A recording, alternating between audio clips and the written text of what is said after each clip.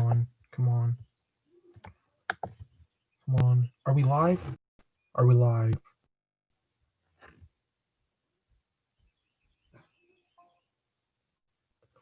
Okay, we're live. Hey, what's going on, everyone? James Nine Numbers here, and welcome back to another YouTube stream. In the last stream, I just hung out with you guys. For those of you that were there, you knew what happened. But for those of you that don't, I'd say check it out. It ended up getting split into 3 parts. Oh no way! I was talking about the stream before the last one. The last stream was I was trying to play Cards Against Humanity, but failed miserably. So yeah, without further ado, I'm just gonna start inviting some people to the stream real quick. Hang on.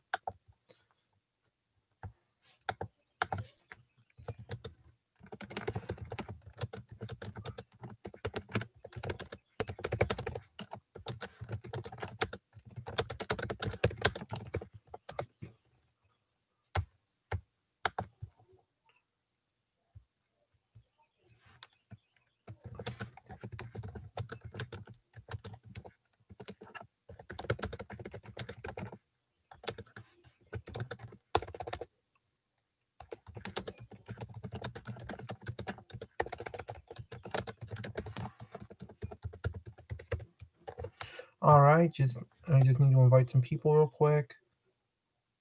Hang on, All right, we already got 2 people on. That is awesome, guys. That is great.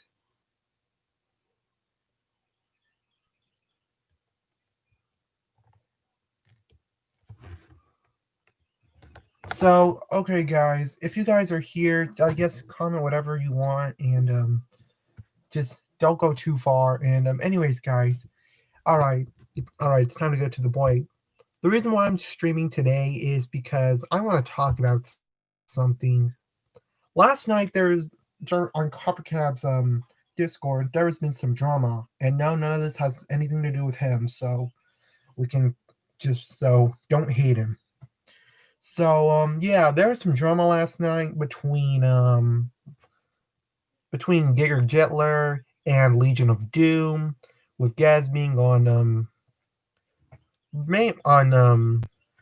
Legion of Doom side, while mostly everyone else, including was on Jetler's side.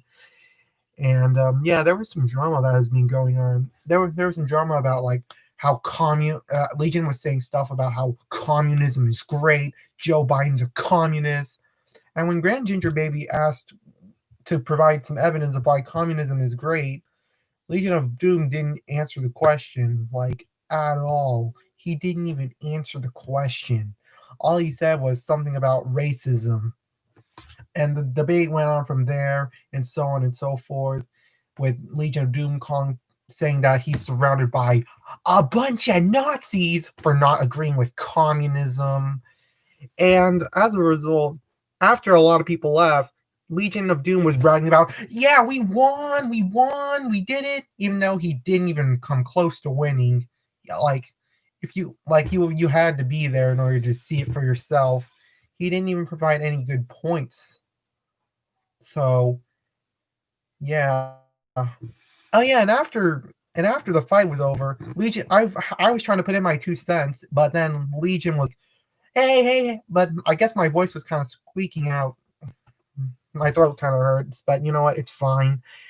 He said I sounded like a 12-year-old.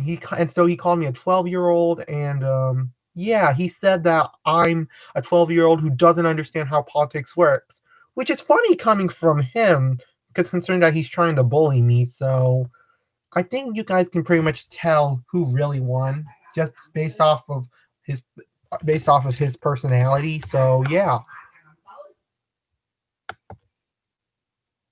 So yeah.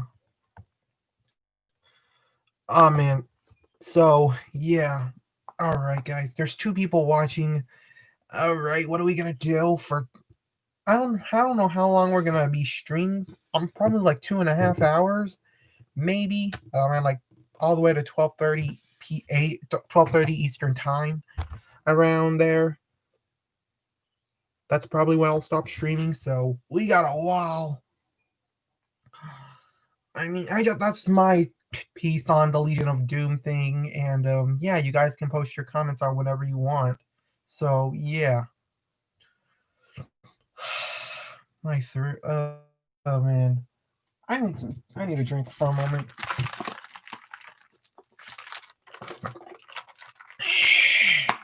Hasty water. Anyways, guys, man, there's nothing to talk about. Man, I just wish I can get my screen to work functioning properly so that way I can just play with y'all or something. So earlier today, I was playing Scribble.io, and I ended up recording that, and yeah. So eventually, I'm gonna post that onto YouTube, but not today. That may so. Well, I didn't really have any other video ideas planned. Maybe I'll post it this Monday. I don't know. So yeah. Mm, okay. Right, we're 6 minutes in, and there's still two people standing. So yeah.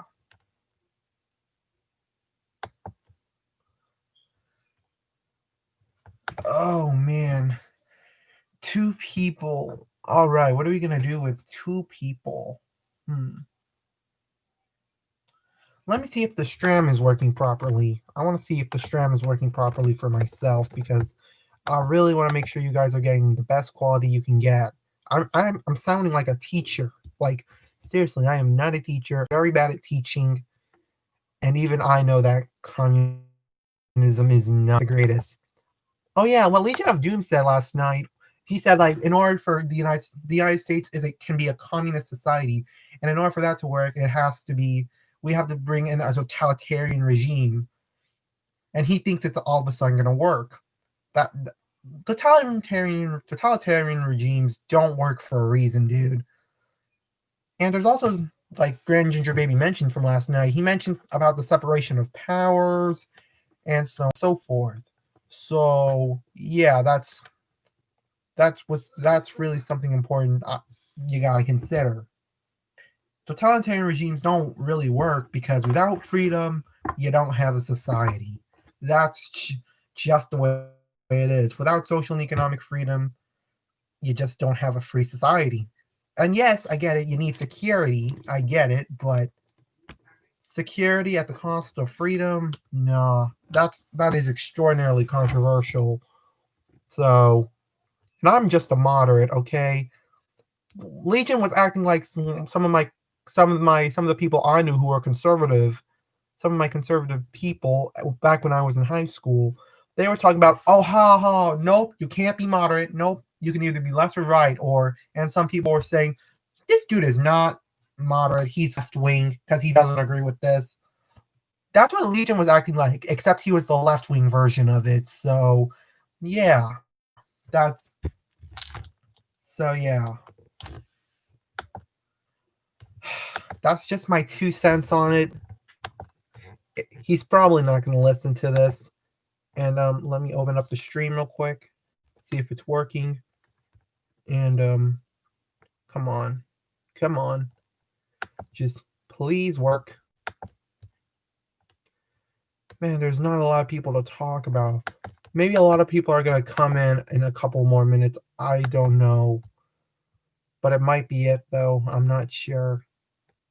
And am I? Oh my god, I'm lagging, aren't I? Come on. I seem fine in my point of view. Hey, we got a third person on. Welcome. Welcome.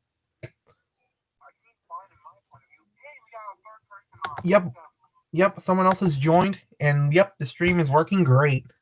All right. That is really, really, really, really good. So, what do you guys want to talk about? Yeah, I never watched Copper's stream last night, so I honestly have no idea what happened. So if you guys can place stuff in the comments below, all the information. So I don't know if I'm gonna watch it. We'll see. And that person, third person's gone. Isn't that a big freaking whoop? All right, now it's 10 a.m. Now class can truly begin. Anyways, guys, so yeah. I don't know what we're gonna do. I've already said my piece about Legion, and yeah. Let's see here. Oh man. Oh god dang. What am I gonna do? What am I gonna do? What am I gonna do? You see, this is what I had. This is kind of why I don't usually like doing vlogs like this, because there's nothing else to do. They're boring. They're like, I have no ideas. Whereas in other plans like toy videos or all that other stuff, I actually have ideas, you know? So, yeah. Oh boy.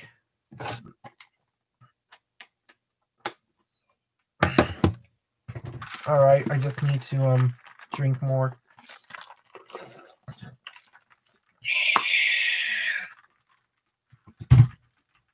Oh man, there's nothing to talk about.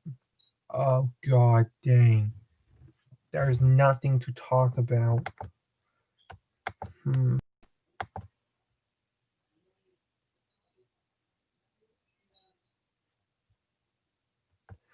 Oh man, what am I gonna do? What am I gonna do? All right, let's see here. I'm sweating. I'm sweating off. No.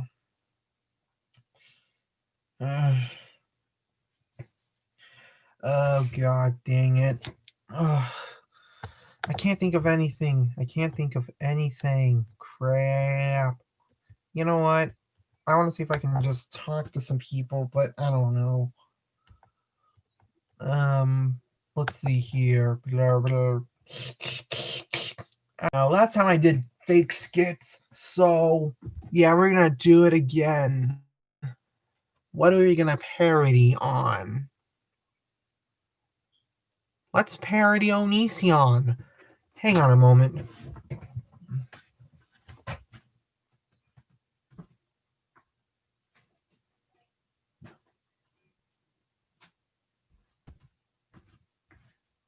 Wow. Wow, wow, wow. Look who it is. You guys thought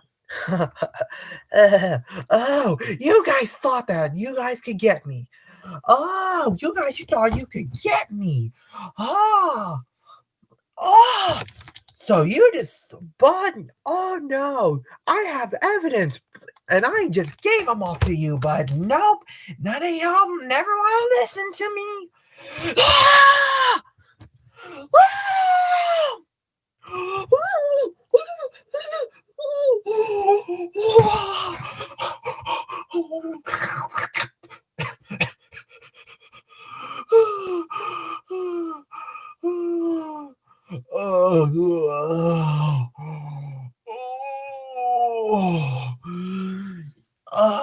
What do you want now, Blair White?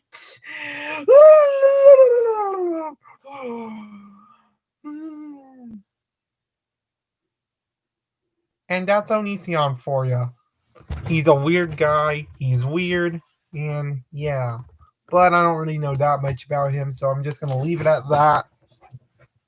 And yeah, man, it feels like only two people are here right now.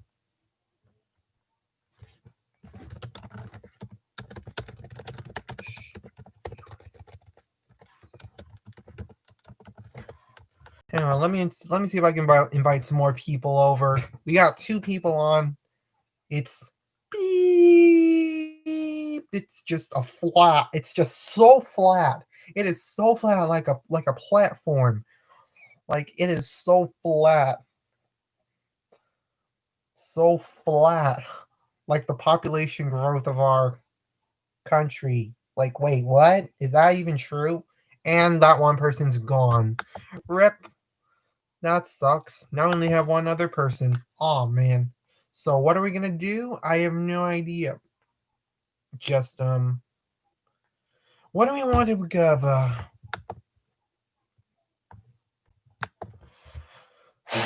I'm sweating my butts right now, and I'm insane. Man, this stream is so boring. So what am I gonna do?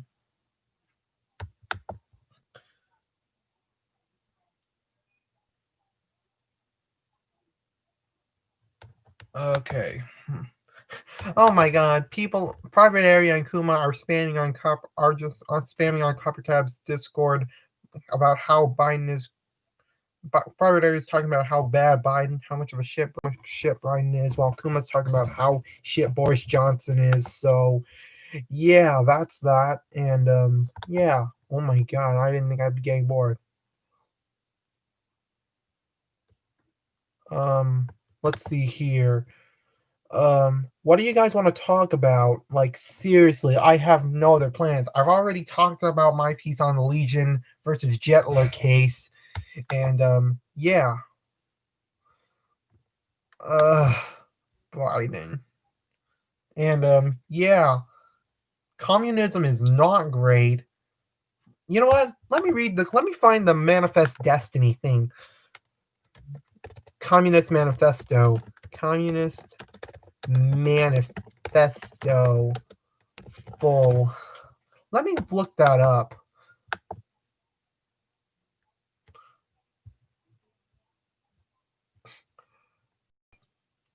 How many pages is it? Like, I want to know how many pages there are because I really want to know. All right, it's okay. All right. Let me see if I can pull this up. There's 58 pages of the manifesto. Hang on, guys. Let me send you guys the link so that way you guys can get along since I am unable to show you guys my screen. So hang on. Let me show you the PDF. Put it in the chat if you guys want to see it. And I'm get along with you guys, so it's going to be freaking weird. So yeah. The Communist Manifesto by Karl Marx and Friedrich Engels. Transcribed by Alan Lutens with assistance from Jim Tarja. Manifesto of the Communist Party. Oh, so it's not just a communist, it's a communist party. All right, we're going to be reading the Communist Manifesto. So, yeah. I'm going to be recording my reactions. Well, since we're live, you guys get to see my reactions to the Communist Manifesto. Okay. From the English edition of 1888, edited by Friedrich Engels. A specter is haunting Europe. The specter of communism. Okay, are we? Is this supposed to be supportive of communism, or is it supposed to be an attack on communism? I don't get it. Anyways, let's continue reading. All the powers of old Europe have entered into a holy alliance, exercised the specter, Pope and Tsar, Metternich and Guizot, French radicals and German police spies. Okay, I didn't know we were talking about French radicals and German police spies. Okay, that's something. Where is the party in opposition that has not been decried as communistic by its opponents in power?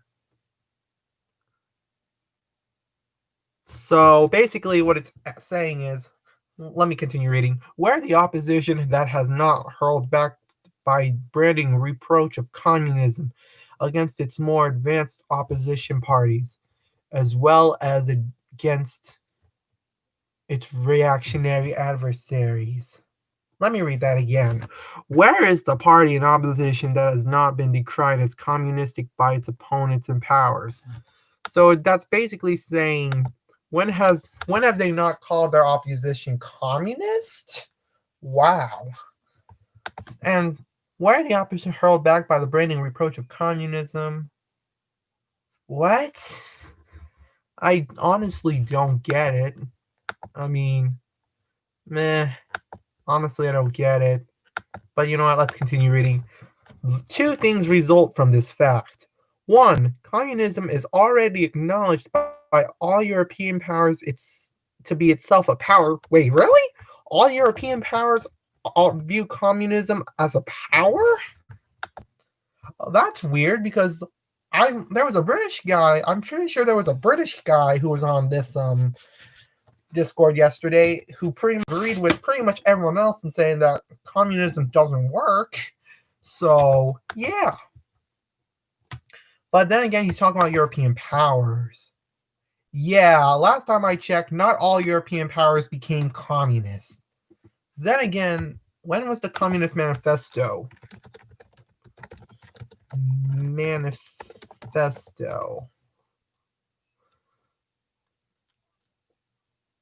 It's the Communist Manifesto is from 1848. Okay, 1848. All right. Okay, let's read the second part. It is high time that communists should openly, in the face of the whole world, publish their views, their aims, their tendencies, and meet this nursery tale of the specter of communism with a manifesto of the party itself. So he's trying to introduce communism to the world, and he's trying to get all communist supporters to rise and form communist parties. Okay. To this end, communists of various nationalities have assembled in London.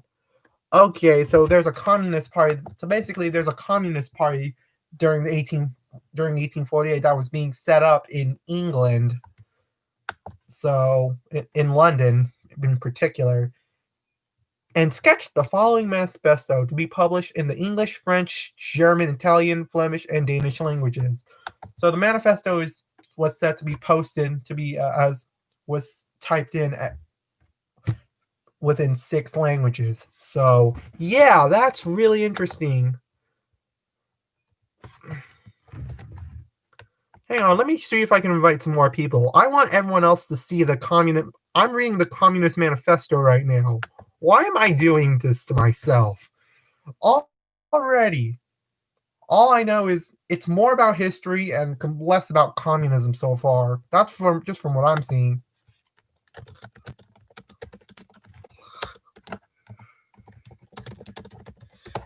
Communist Manifesto.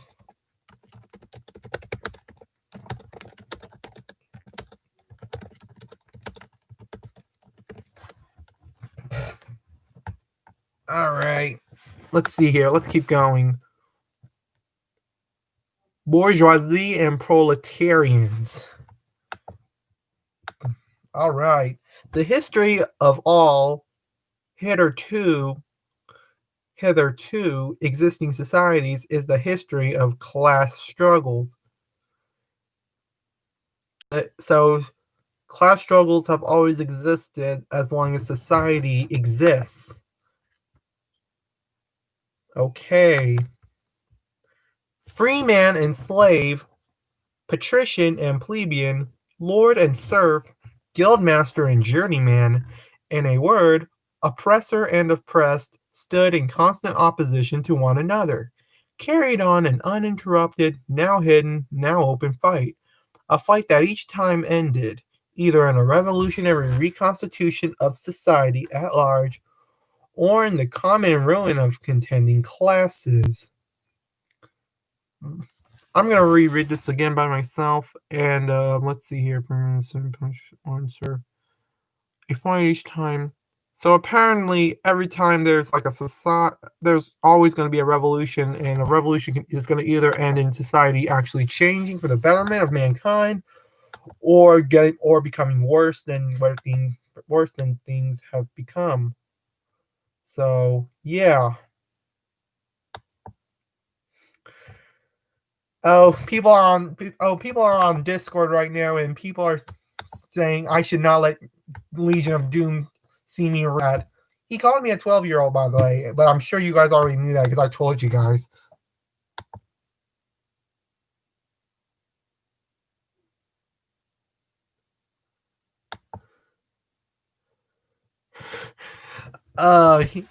I'm Sui Vatico said nothing against the system makes sense. Kuma says don't violate the NAP. The real Mima, who is a troll, by the way, based off what it looks like. Oh, hey, Private Area has commented here. Woo! He said, Copycat would love to lick Mark's bare bottom. Oh my god. Wow, Private Area. Okay. And people, yep, and communism. All right. So, yeah. Where were we? Oh, yeah, we're on page 3 now. In the earlier epochs of history, we find almost everywhere a complicated arrangement of society into various orders. a manifold gradation of social rank. In ancient Rome, we have patricians, knights, plebeians, slaves. In the Middle Ages, feudal lords, vassals, guildmasters, journeymen, apprentices, serfs. In almost all of these cases, again, subordinate gradations. So he's mentioning the social hierarchy of of two specific eras, the Roman era and the Middle Ages. So yeah, he just mentioned all the social class structures of both of those ages, and furthermore, he's saying in almost all of the classes, apparently there seems to be some problems. So this is what I'm getting right now. All right, all right,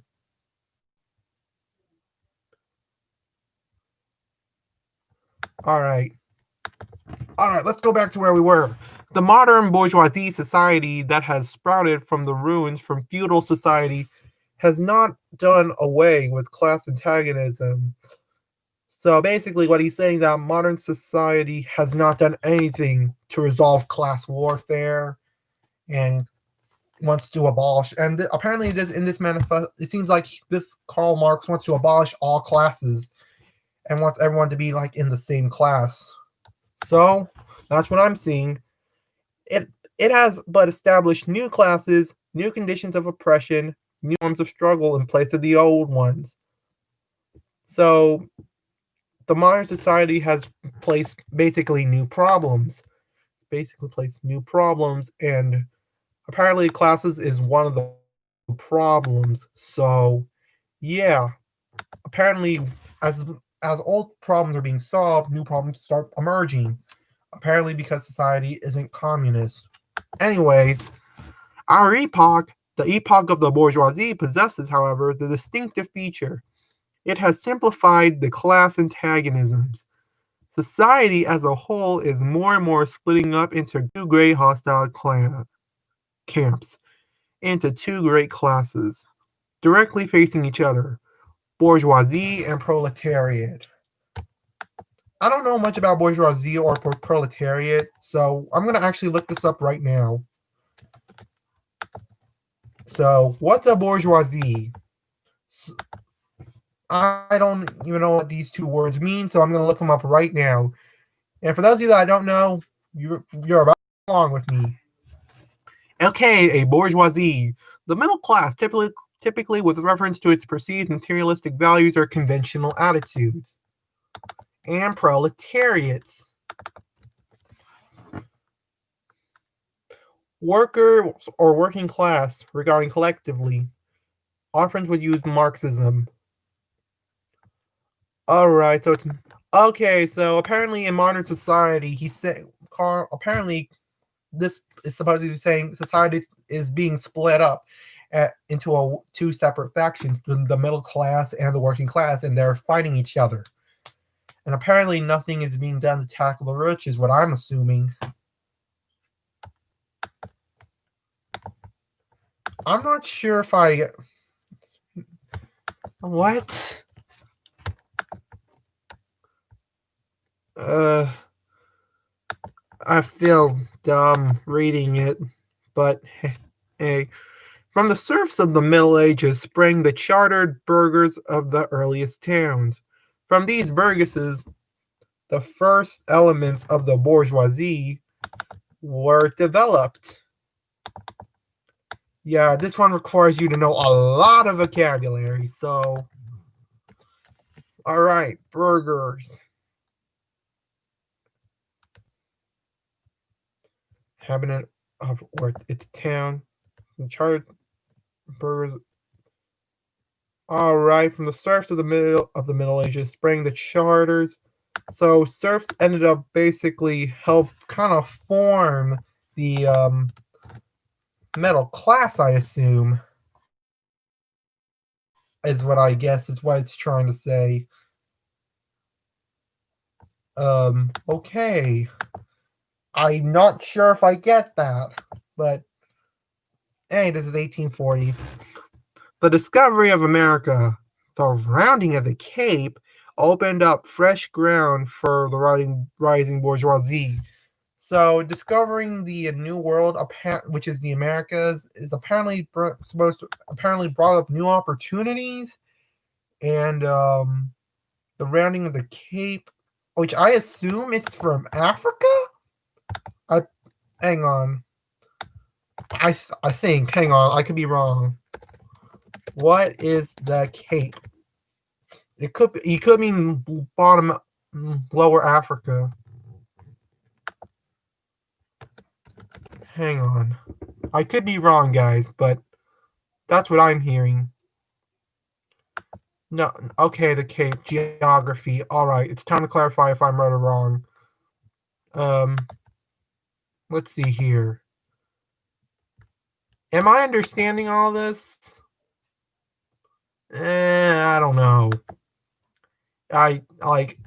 Okay. Oh no. Oh, okay. I'm not even close. I don't. I mean, I'm not even close. I'm not even close at all. So yeah, we're just gonna leave that there. Oh, so discovery. The East Indian and Chinese markets, the colonization of America, trade with the colonies, the increase in the means of exchange and in commodities generally gave to commerce, to navigation, to industry, an impulse never before known, and thereby to the revolutionary element of the tottering feudal society, rapid development. So apparently, like East Indian and Chinese mark, there are basically he's basically setting up a lot of events that mainly led to the development of modern society at the time. Apparently, because of all these events, societies were developing, like building, I guess. That's what I'm seeing. And I know some of you guys are thinking, "Oh, hey, he's understanding communism." I am a moderate. I'm just saying it like it is. Just, just don't view me as a communist. I don't. I don't want a red. I don't want everyone to launch a red scare on me. All right. Oh crap! The red scare. Hang on a minute. All right.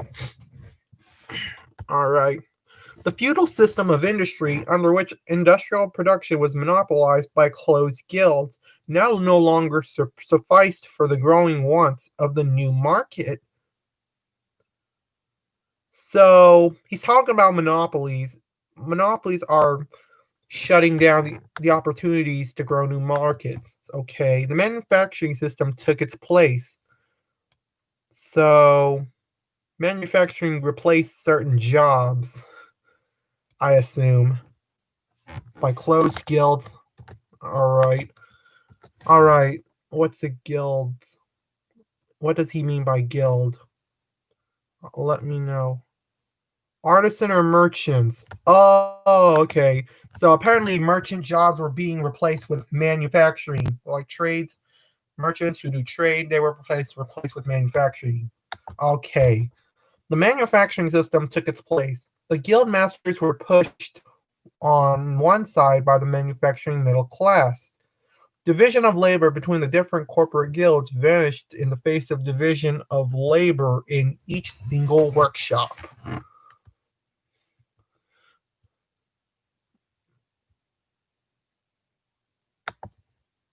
Okay, so guild masters were basically okay.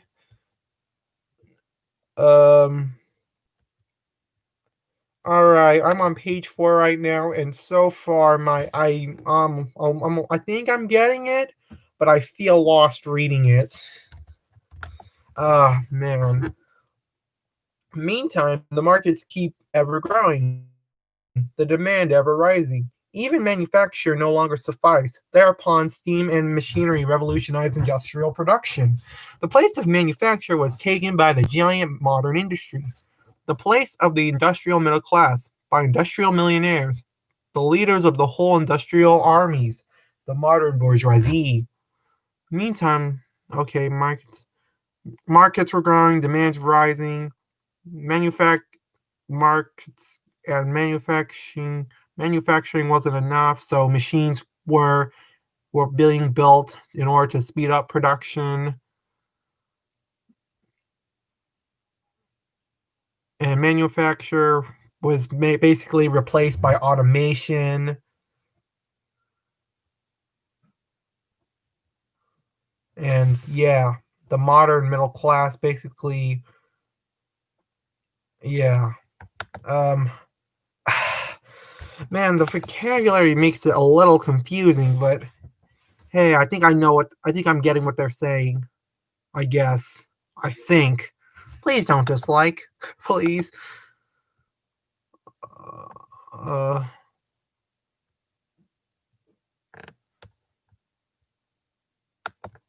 all right, let's see here.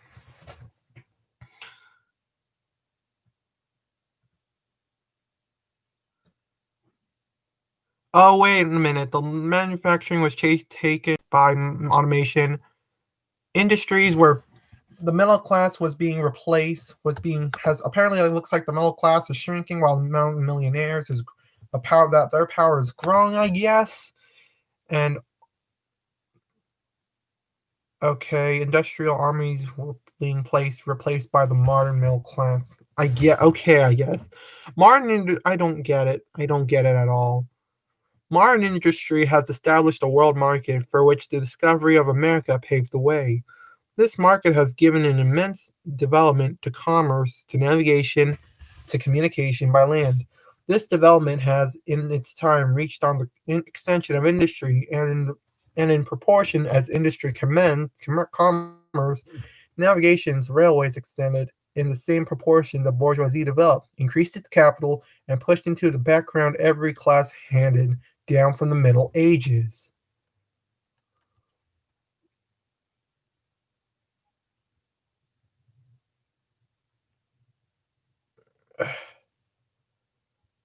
Okay, so modern industry has this. Okay, I think what? Okay, um, you guys can guess what it means. I mean, um,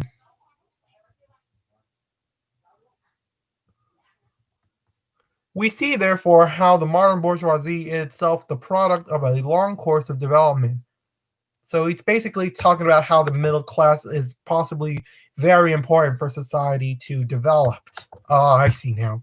Of a series of revolutions in the modes of productions and of exchanges.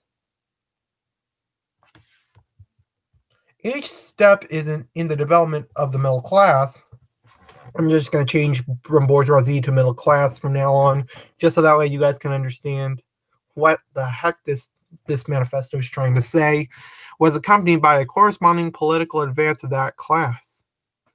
An oppressed class under the sway of the feudal nobility and armed and self-governing association in the medieval commune, here independent urban republic, as in Italy and Germany, their taxable third estate of the monarchy, as in France, afterwards, and the period of manufacture proper, serving either the semi-feudal or the absolute monarchy as a counterpoise against the nobility, and in fact cornerstone of the great monarchies in general. The bourgeoisie has at last, since the establishment of modern industry and of the world market, was conquered for itself. In the modern representative state, exclusive political sway. The executive of the modern state is but a committee for managing the common affairs of the whole middle class. Okay, so I guess it's just history. Man, it's almost been 40 minutes. Wow. And we have like 2 more hours. The bourgeoisie historically has played a most revolutionary part. Okay, so so far this manifesto has been mainly been played for the middle class, I assume. The bourgeoisie, wherever, and now I'm saying bourgeoisie again, crap, wherever it has got the upper hand, has put an end to all feudal, patriarchal, idealical relations. So the middle class has done so. Whenever the middle class is in power, the middle class has been able to, I guess, resolve all situations, is what it's saying. It has pitilessly torn asunder the motley feudal ties that bound man to his natural superiors, and has left. Hang on. And has left. Where was I? Crap. I was just checking Discord. And has left. It has left remaining no other nexus between man and the man that naked self-interest. Man and man, that naked self-interest. Then callous cash payment. It has drowned the most heavenly ecstasies of religious fervor, of chivalrous enthusiasm, of Philistine sentimentalism, in the icy water of egotistical calculation. It has resolved personal worth into exchange value, and in place of the numberless and feasible chartered freedoms, has set up that single unconscionable freedom, free trade.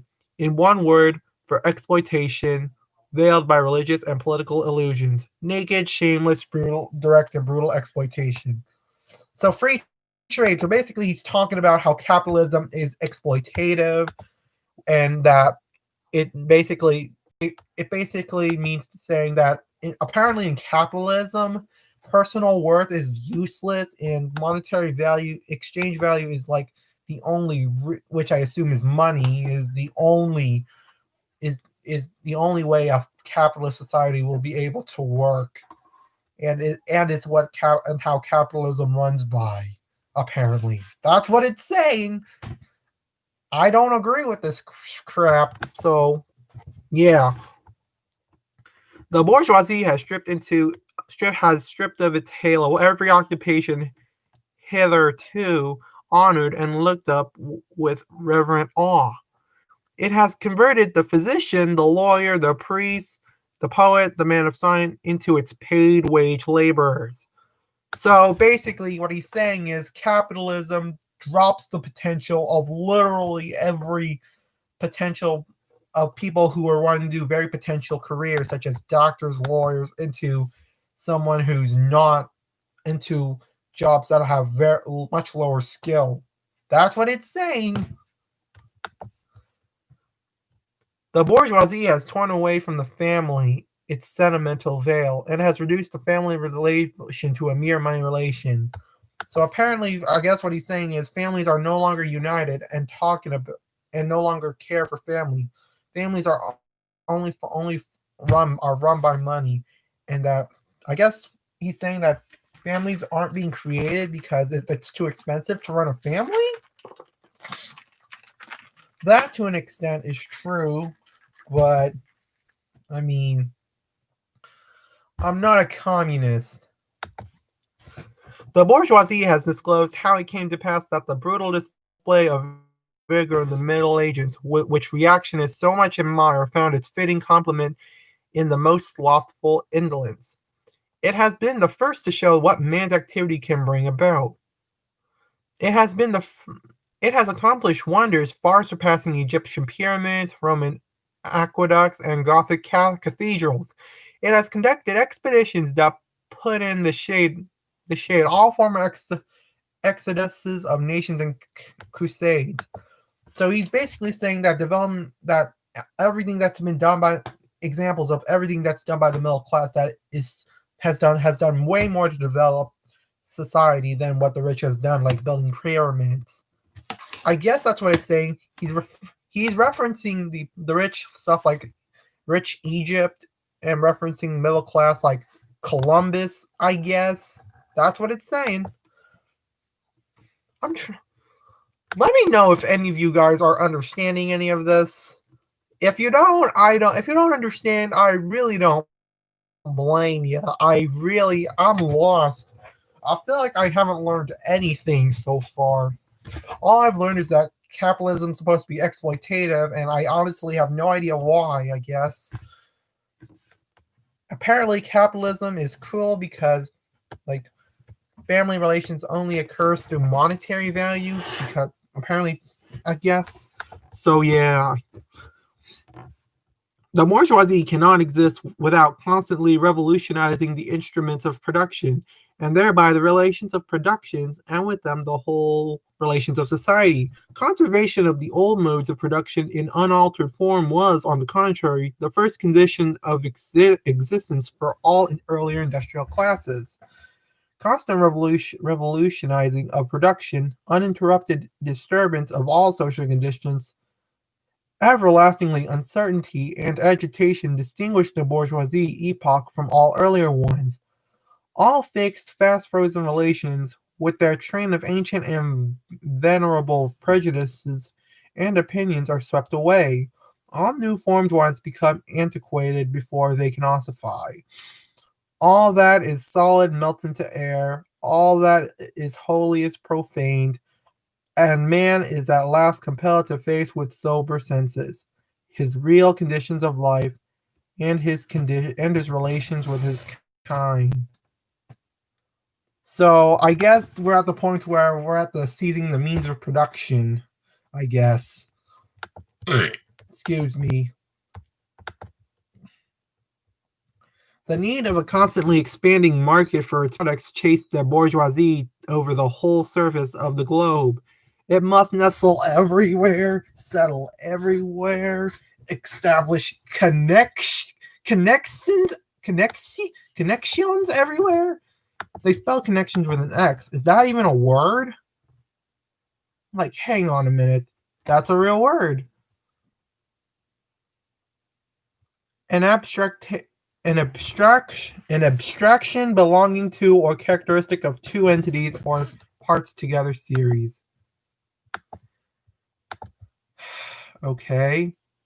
The bourgeoisie has, through its exploitation of the world market, given a cosmopolitan character to production and consumption in every country. To the great chagrin of reactionists, it has drawn from under the feet of industry the national ground on which it stood. All old established national industries have been destroyed or are daily being destroyed. So industries are currently being destroyed as we know. Okay. So the middle class is basically given a. So basically, so far from reigning is that he's saying that the middle class is given is mainly what defines a country. I guess that's what I'm seeing. To the great, all old established national industries have been destroyed. Okay, we already read that. They are dislodged by new industries, whose introduction becomes a life or death question for all civilized nations. By industries that no longer work up indigenous raw material, but raw material drawn from the remotest zones. All right, old new industries replacing old industries. Okay. Um, but raw material industries whose products are consumed not only at home but in every quarter of the globe, in place of the old wants satisfied by the productions of the country, we find new wants. I'm sure all of you are getting bored right now from trying to understand what in the world is this kid talking about. Like, I'm all of this is like boop, it's just thrown out. But raw material, all right. Industries whose products are consumed not only at home but in every quarter of the globe. In place of the old wants satisfied by the productions of the country, we find new wants, requiring for their satisfaction the products of distant lands and crimes. In place of the old local and national seclusion and self sufficiency, we have intercourse in every direction, universal interdependence of nations. And as in the material, also in intellectual production, the intellectual creation of individual nations become common property. National one-sidedness and narrow-mindedness becomes more and more impossible. And from the numerous national and local literatures, there arises a world literature.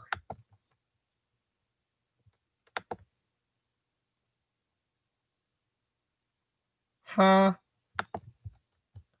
All right. The bourgeoisie, by the rapid movement of all instruments of production, by the immensely facilitated means of communication, draws all, even the most barbarian nations, into civilization. The cheap prices of its commodities are the heavy artillery which it batters down all Chinese walls, with which it forces the barbarians' intensely obstinate hatred of foreigners to capitulate. He's talking about the Great Wall of China. Isn't that? So, cheap prices. He's talking about cheap prices. So, he's basically praising the middle class. I think this Communist Manifesto so far has been all about praising the middle class and why and what he wants for a middle class society to work.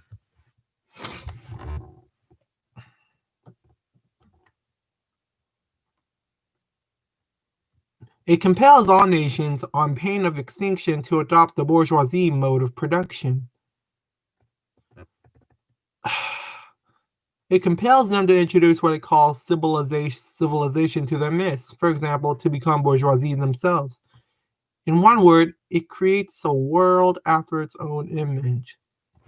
So basically, he wants to form a society where everyone's in the middle class, and how it's going to be done by a perfect society. Legion of Doom on last night had drama saying that we need to form a we need to form a totalitarian government, and saying that and he also says that true communism doesn't exist, has not existed, because apparently Stalin did not distribute the wealth, but he didn't give out any proof, so he can't be trusted. I don't trust him now. He called me a 12-year-old, so but hey, everyone already knows about that by now. The bourgeoisie has subjected the country to the rule of towns. It has created enormous cities, has greatly increased urban population as compared with the rural, and has thus rescued a considerable part of the population from the idiocy of rural life. Okay, so this is basically an attack on rural areas, which tend to be more conservative, and praising urban life, which tends to be more progressive, you get the idea. So yeah, this is basically all. That part was most certainly opinionated, and I'm sure people on the right are now probably offended by this, that they have just been called idiots. Well, then again, there are right-wing people who live in urban areas and left-wing people who live in rural areas, and there's just in between. Yeah, you guys get the idea. It's not perfect what I'm saying, but you guys get the idea. He's attacking rural areas, so yeah. Just as it has made the country dependent on the towns, so it has made barbarian and semi-barbarian countries dependent on the civilized ones. Nations of peasants on nations of bourgeoisie, the East on the West. Dictators relying on civilized nations. Okay. The bourgeoisie kept more and more doing away with the scattered state of the population, of the means of production, and of property. It has agglomerated production and has concentrated property in a few hands. The necessary consequence of this was political centralization. Independent, or but loosely connected provinces with separate interests, laws, governments, and systems of taxation became lumped together into one nation, with one government, one code of laws, one national class interest, one frontier, and one customs tariff.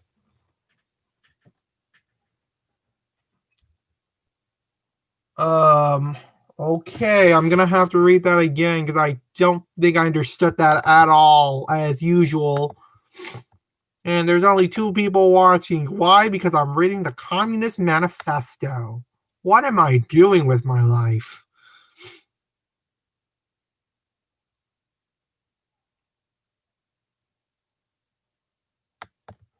Okay, I'm just reading Discord again, but all right. Okay. I'm gonna. The bourgeoisie, during its rule of scarce 100 years, has created more massive and more colossal productive forces than have all preceding generations together. Subjection of nature's forces to man, machinery, application of chemistry to industry and agriculture, steam navigation, railways, electric telegraphs, clearing of whole continents for cultivation, can- canalization of rivers, whole populations conjured out of the ground. What earlier century had even a presentiment that such productive forces slumbered in the lap of social labor? I honestly have no idea. Okay, the bourgeoisie is saving people, is what it's saying. I don't know. It's not making sense. All right. He just says stuff about how about laws, separate interests, loosely connected provinces, taxation, basically how every government works. So, yeah. All right, let's read the next one. We hang on a moment.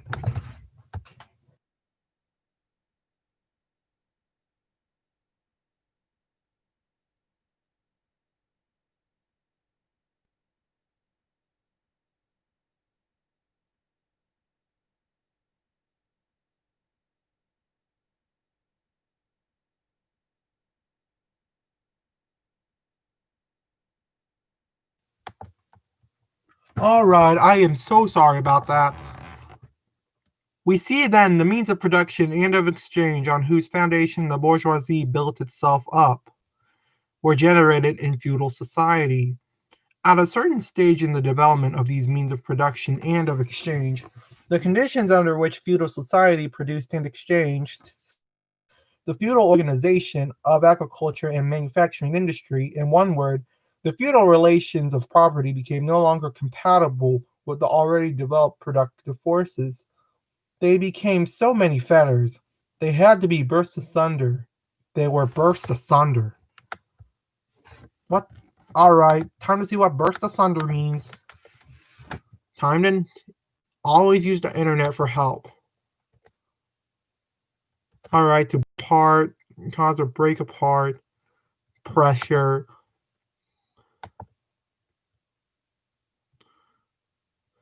So the middle class has broken down a feudal society.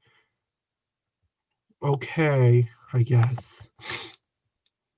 Are any of you guys understanding this? I know it's like two people, but are any of you even understanding any of this? Just be honest. If you don't, I understand completely. Cause this is just from what I'm seeing. And yeah, I am punishing myself by reading the Communist Manifesto. Isn't that a big whoop? I appreciate you guys watching this whole shenanigan stuff. I'm reading the Communist Manifesto like Legion says, because apparently I'm 12 years old and I don't understand what I'm saying. Well, I'm just saying it like it is, man. Dear God, my channel has clearly changed over the years. But anyways, into their place stepped free competition, accompanied by a social and political constitution adapted to it, and by the economical and political sway of the bourgeoisie class. A similar movement is going on before our own eyes.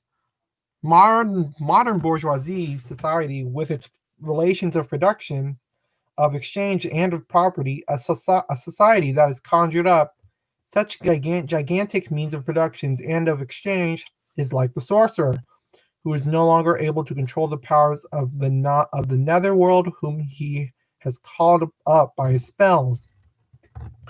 For many a decade past, the history of industry and commerce is but the history of the revolt of modern productive forces against modern conditions of production, against the property relations. There are the conditions for the existence of the bourgeoisie and of its rule.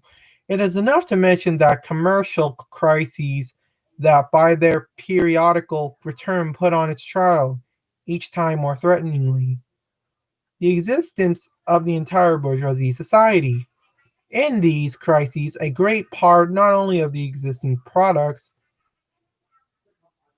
but also of the previously created productive forces are periodically destroyed. In these crises, there breaks out an epidemic that in earlier epochs would have seemed an absurdity, the epidemic of overproduction. Overproduction. Okay, so he's talking about overproduction. Okay.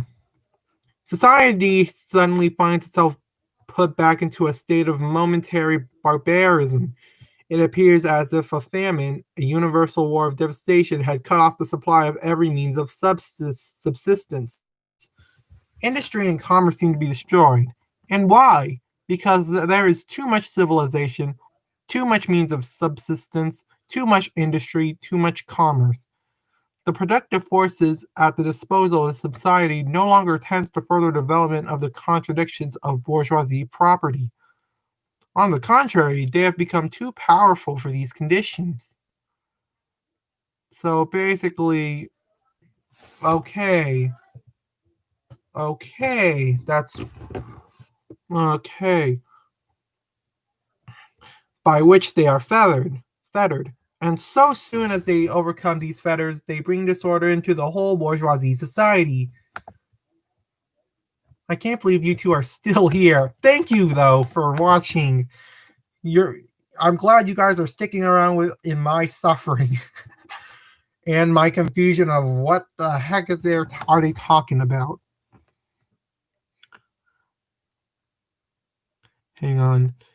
And so soon as they overcome these fetters, they bring disorder into the whole of bourgeoisie society, endanger the existence of bourgeoisie property. The conditions of bourgeoisie society are too narrow to compromise the wealth created by them. And how do the bourgeoisie get over the crises? Apparently, Karl Marx is summarizing it up, expressing some problems that have been going on that are pushing the middle class out of the middle class, essentially. There have been some problems. And yeah, I guess that's what he's saying. Hang on.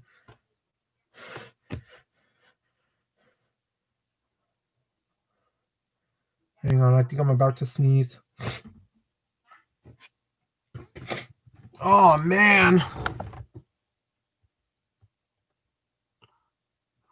On the one hand, enforced destruction of a mass of productive forces. On the other, by the conquest of new markets. Apparently, the middle class has resolves its problems with destroying productive forces or creating new markets, and by more thorough exploitation of the old ones. That is to say, by paving the way for more extensive and more destructive crises, and by diminishing the means whereby crises are prevented. The weapons with which the bourgeoisie felled feudalism to the ground are now turned against the bourgeoisie itself. Okay, felled. Okay. Felled.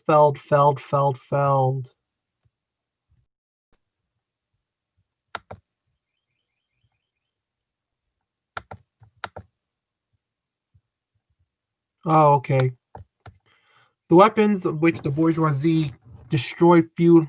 So basically, whatever the bourgeoisie used to destroy a hierarchical system is now being used against it, against the middle class. So, but not only has the bourgeoisie forged the weapons that bring death to itself, it has also called into existence the men who are to wield those weapons, the modern working class, the proletarians. And now they gave us a definition of the proletarians.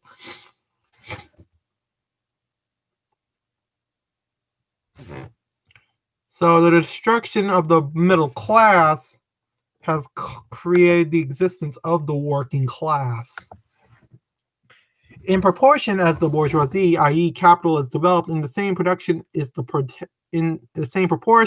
proletariat, a modern working class, developed, a class of laborers who live only so long as they find work, and who find work only so long as their labor increases capital.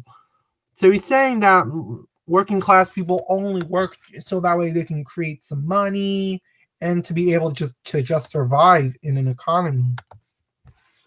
These laborers who must sell themselves price meal are a commodity, like every other article of commerce, and are consequently exposed to all the vicissitudes of competition, to all the fluctuations of the market. So the workers are basically exposed to all the problems of capitalism, which is the free market. So yeah, that's what it's saying. Those are not my opinions, by the way. So please don't quote me on that and saying, "Oh, he's a communist." Well, I'm sure you guys won't think that. I'm not fascist either, but hey, we're talking about communism here. Owing to the extensive use of machinery and to division of labor, the work of the proletarians lost all individual character and consistency, all charm of workmen. So basically, like the industrial. So basically, automation has basically pushed working class people out of work. He becomes an appendage of the machine, and it has only the most simple. Most monotonous, and most easily acquired knack that is required of him. Hence, the cost of production of a workman is restricted almost entirely to the means of subsistence that he requires for his maintenance and for the propagation of his race. Excuse me. Man, my throat hurts from reading that.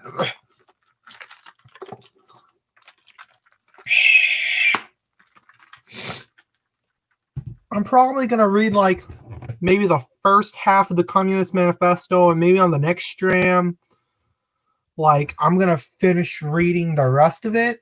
So we'll see.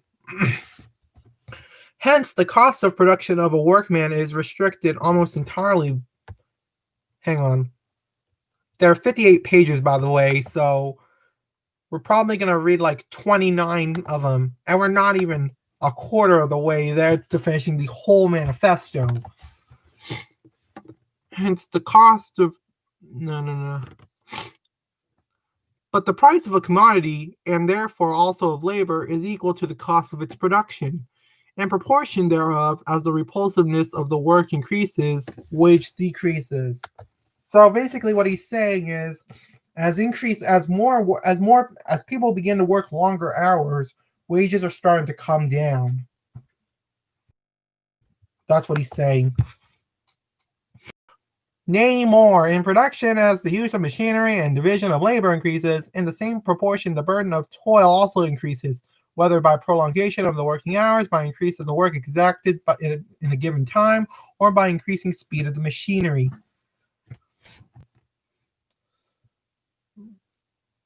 All right, so he's probably talking about the burdens of the middle class, and he's just given examples of how the burden of their work is going to be increased. That's what it's saying. Modern industry has converted the little workshop of the patriarchal master into the great factory of the industrial capitalist. Masses of laborers crowded into the factory are organized like soldiers. As privates of the industrial army, they are placed under the command of a perfect hierarchy of officers and sergeants. Not only are they slaves of the bourgeoisie class and of the bourgeoisie state, they are daily and hourly enslaved by the machines, by the overlooker, and above all, by the industrial bourgeoisie manufacturer himself. The more openly this disposition proclaims gain to be its end and aim, the more petty, the more hateful, and the more embittering it is. Okay. So basically, he's saying that laborers are being organized, that workers are being organized like soldiers. They are slaves to their bosses and to the machines they're trying to work at. And yeah, and he's saying in his opinion that this and that the more he sees it, the more the more upsetting it is.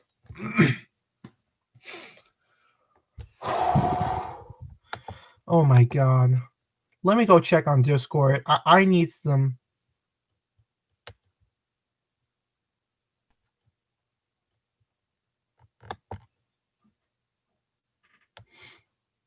All right. All right. Just stuff happening. The less the skill and exertion of strength implied in manual labor, in other words, the more modern industry becomes developed, the more is the labor of men superseded by that of women. Differences of age and sex have no longer any distinctive social validity for the working class. All are instruments of labor, more or less expensive to use according to their age and sex. So basically, he's saying that men and women essentially are equal in value mostly. That's what he's saying, I guess.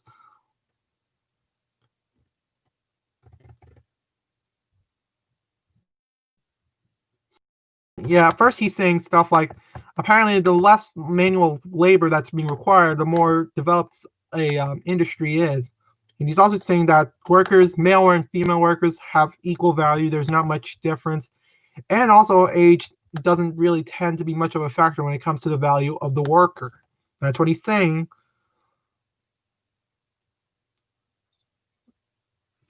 All are instruments of labor. All right, so I guess that's what he's saying.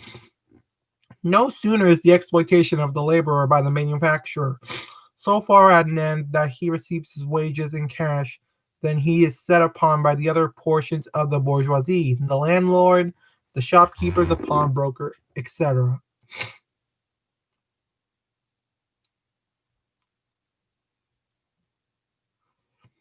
Okay. The lower strata in the middle class, which he means the lower half of the middle class, the small tradespeople, shopkeepers, retired tradesmen generally, the handicraftsmen, and peasants, all these sink gradually into the proletariat, partly because their diminutive capital does not suffice for the scale on which modern industry is carried on, and is swamped in the competition with the large capitalists, partly because their specialized skill is rendered worthless by the new methods of production. Thus, the proletariat is recruited from all classes of the population. Okay.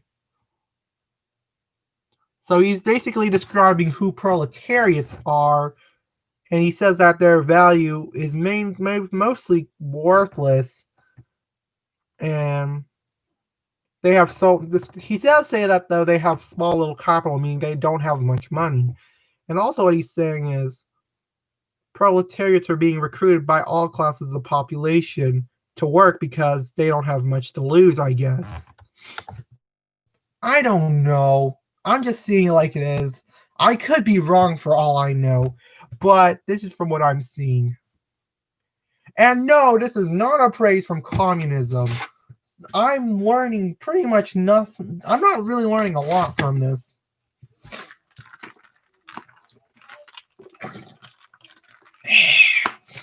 Is this holy water? I get no, but I wish it was, because I need a break.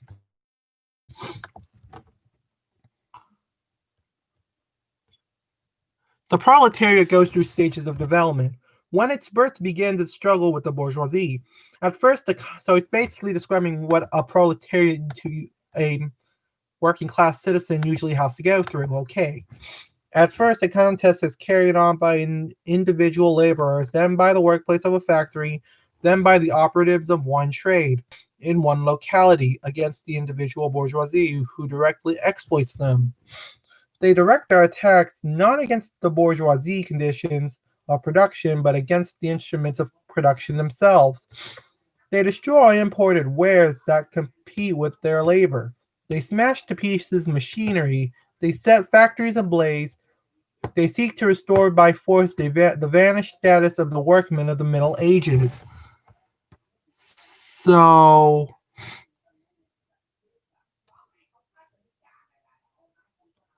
basically, proletariats are working class people are attacking the machines in order to restore a more glorious time in the middle, where their time was actually more glorious in the Middle Ages.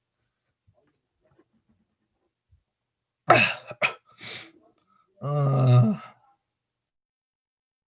am I supposed to feel about that?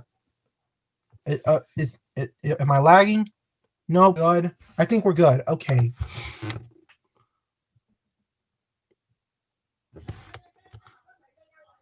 We're on page 15. We're halfway there to finish reading this part for the video. At this stage, the laborers still form an incoherent mass scattered over the whole country and broken up by their mutual competition. If anywhere they unite to form more compact bodies, this is not yet the consequence of their own active union, but of the union of the bourgeoisie, which class, in order to attain its own political ends, is compelled to set the whole proletariat in motion, and is moreover yet for a time able to do so. At this stage, therefore, the proletarians do not fight their enemies, but the enemies of their enemies. The remnants of absolute monarchy, the landowners, the non-industrial bourgeoisie, the petty bourgeoisie. Thus, the whole historical movement is concentrated in the hands of the bourgeoisie. Every victory so obtained is a victory for the bourgeoisie. So laborers are split across the countries. They should unite. They are attacking each other when yet they should be attacking the rich. And a victory for the middle class is a good thing. That's what I'm seeing.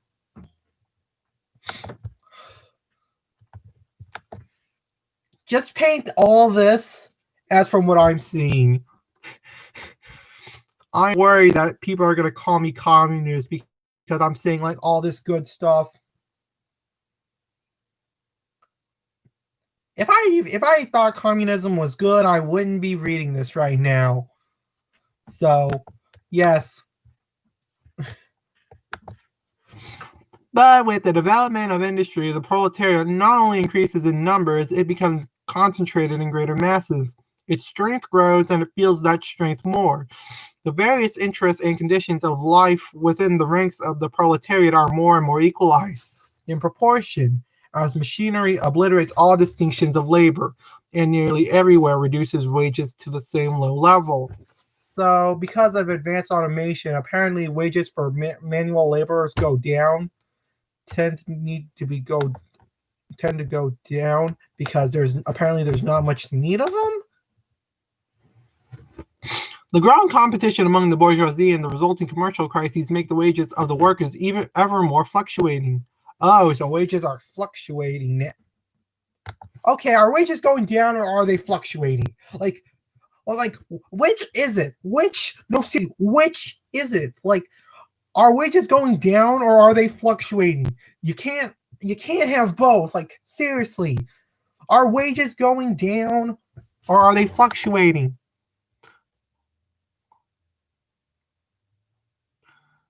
The unceasing improvement of machinery more rapidly developing makes their livelihood more and more precarious.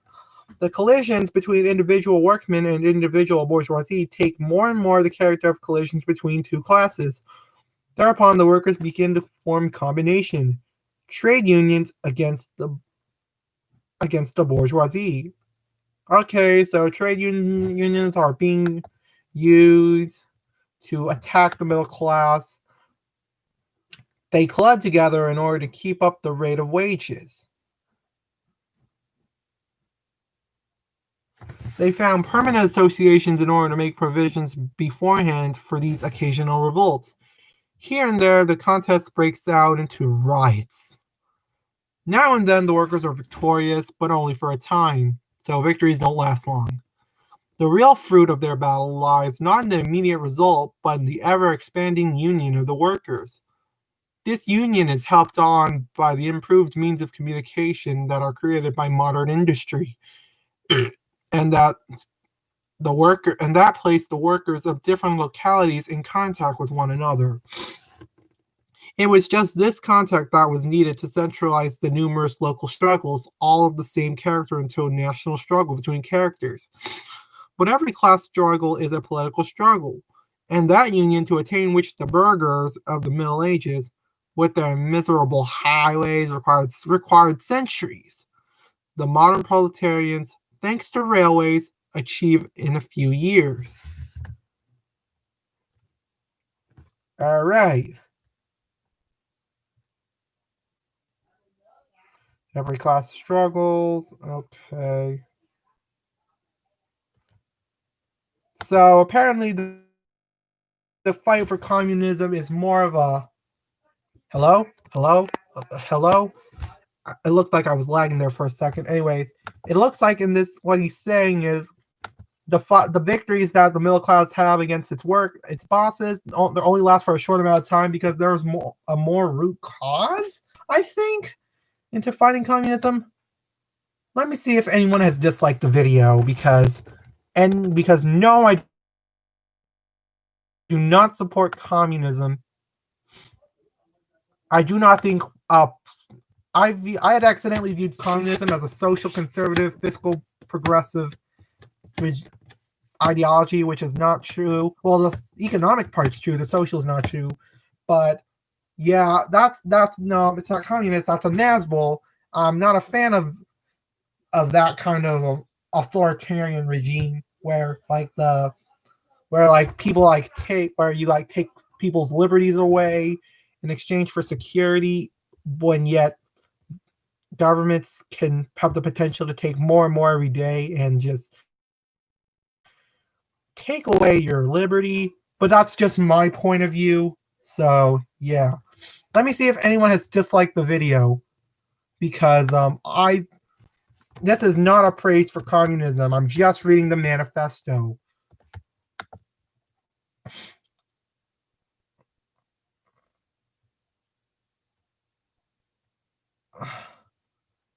Oh my god, this is horrible.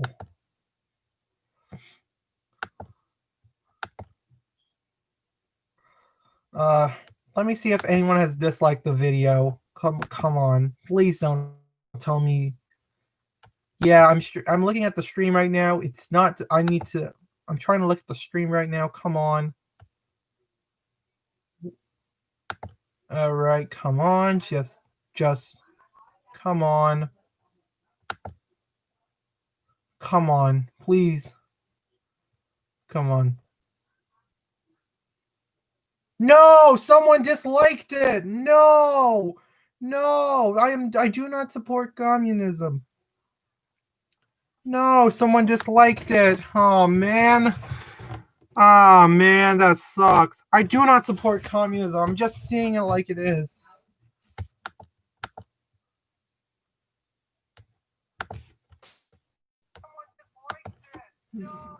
Oh man, I'm sad. I don't support communism. Please. I'm just seeing it like it is.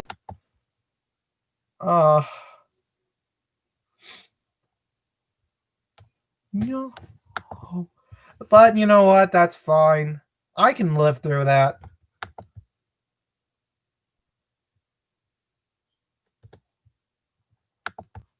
All right, where were we? The organization of the proletarians into a class and consequently into a political party is continually being upset again.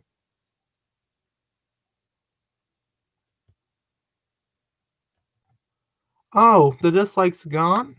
Oh.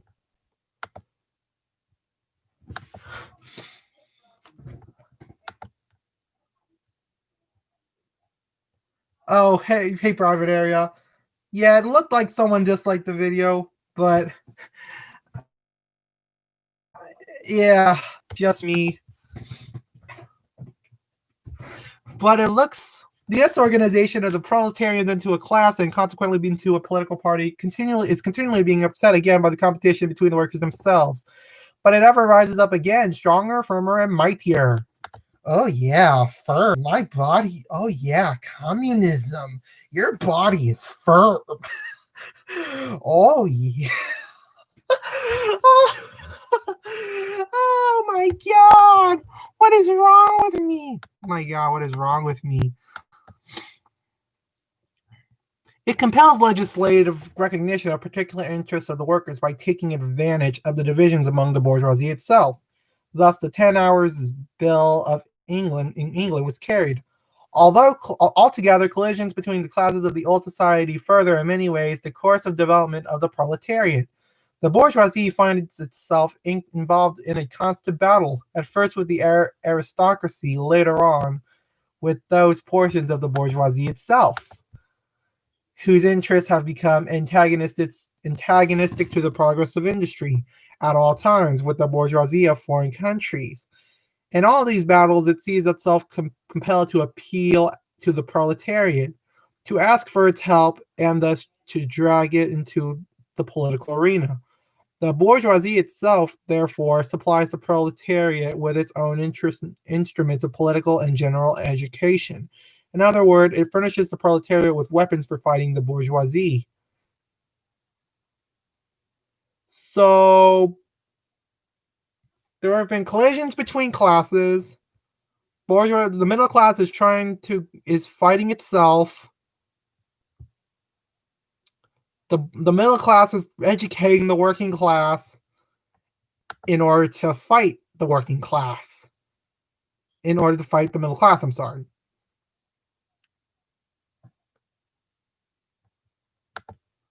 Okay. I don't get yeah, what?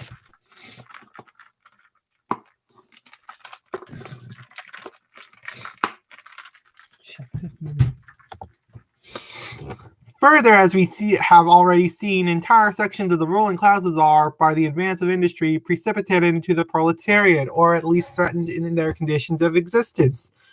These also supply the proletariats with fresh and light elements of enlightenment and process.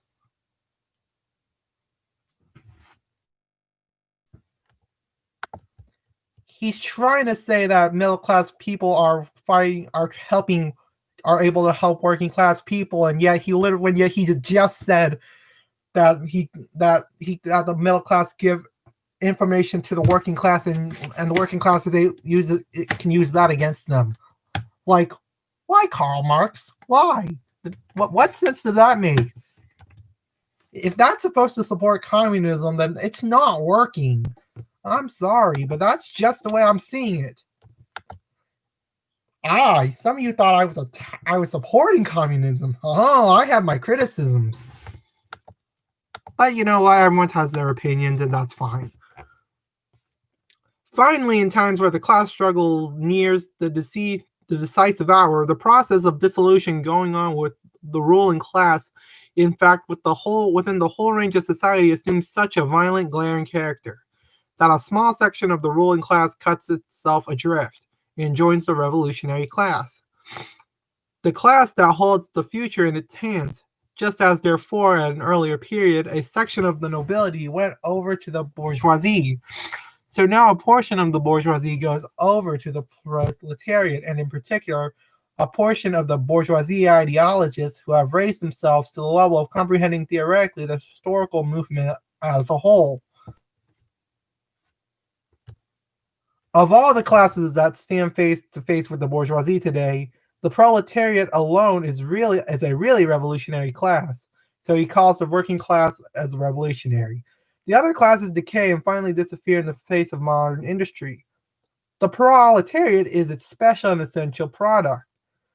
So he's basically attacking all of the other classes, including the middle class.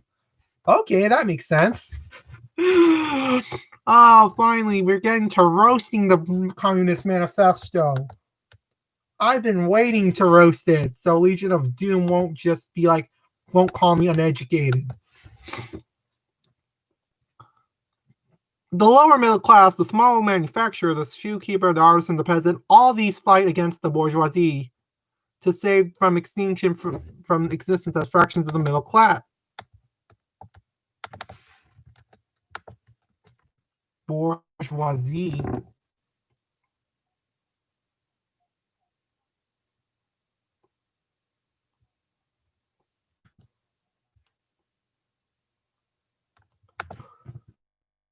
Okay, now that we're at that part, is he supporting the middle class or the working class? I don't get it. What are you supporting, Karl Marx? I don't get it. It does you were supporting the middle class, now you're attacking it.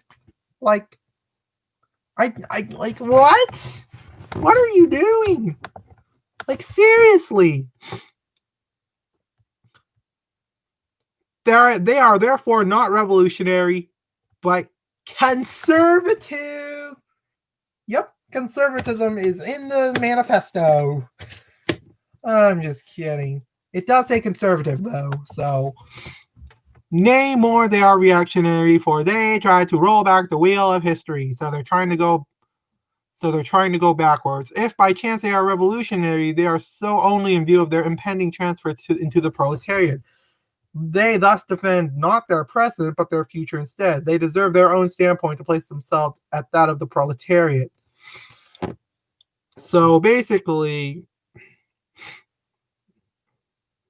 the proletariat is trying to preserve their future, I guess. The dangerous class, the social scum, that passive rotting mass thrown off by the lowest layers of old society, may here and there be swept into the movement by a proletarian revolution, its conditions of life. However, prepare far more for the part of the bribe tool of reactionary intrigue. In the conditions of the proletariat, those of old society at large are already virtually swamped. The proletarian is without property. His relations to his wife and children has no longer anything in common with the bourgeoisie family relations. Modern industrial labor, modern subjection of capital, the same in England as in France, in America as in Germany, has stripped him of every trace of national character. Law, morality, religion are to him so many bourgeoisie prejudices, behind which lurks ambush just as many bourgeoisie interests. A proletarian has no property. He has his family relations is not like a bourgeoisie relations. Law, morality, and religion are prejudices. Okay. I don't get it. But okay. All the preceding classes that got the upper hand sought to fortify their already acquitted status by subjecting at large to their conditions of appropriation. The proletarians cannot become masters of the productive forces of society except by abolishing their own previous mode of appropriation, and thereby also every other previous mode of appropriation.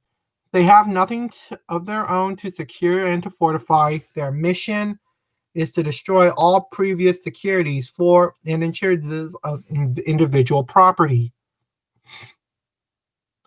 All other classes are seeking to fortify their so all classes before the proletariat are already seeking to find fame that they already have.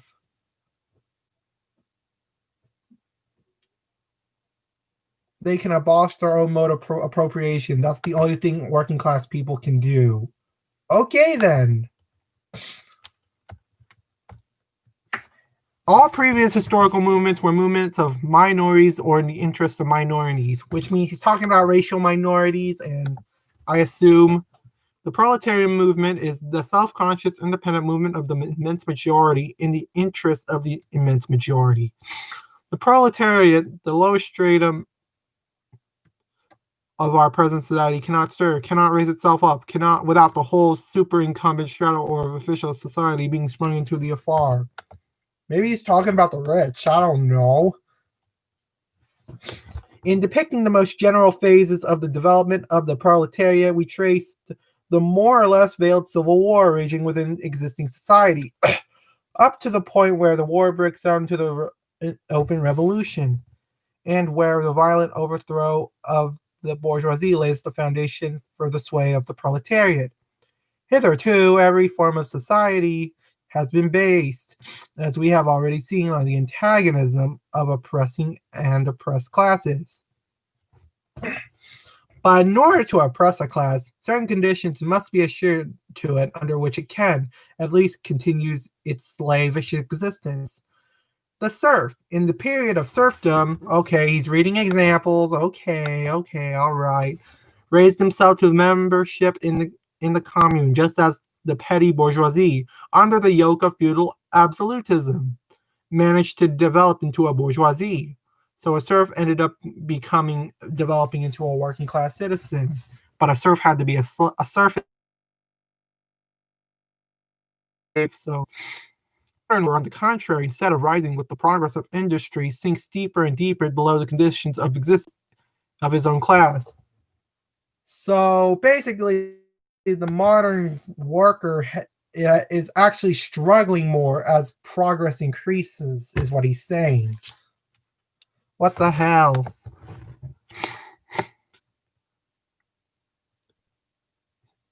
He becomes a pauper. And no, not that pauper. So, a pauper. What does that mean? A pauper. And pauperism develops more rapidly than population and wealth.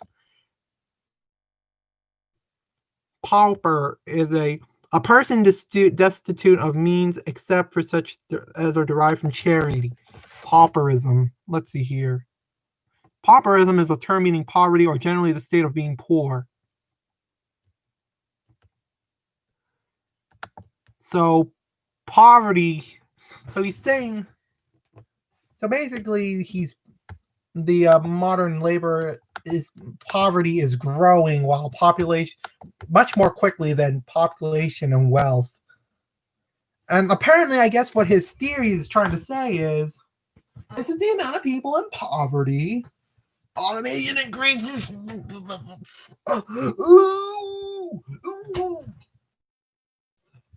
And this is where it's going to be at.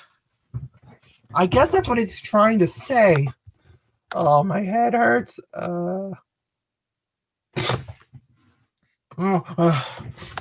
I'm sorry. I was just getting bored from reading this manifesto. After I finish reading page 29, I'm gonna end the reading there, and just gonna ask you guys' opinion on it. You guys can comment if you want. And here it becomes evident that the bourgeoisie is unfit any longer to be the ruling class in society and to impose its conditions of existence upon society as an overriding law. It is unfit to rule because it is incompetent to assure an existence to its slave within his slavery, because it cannot help letting him sink into such a state that it has to feed him instead of being fed by him.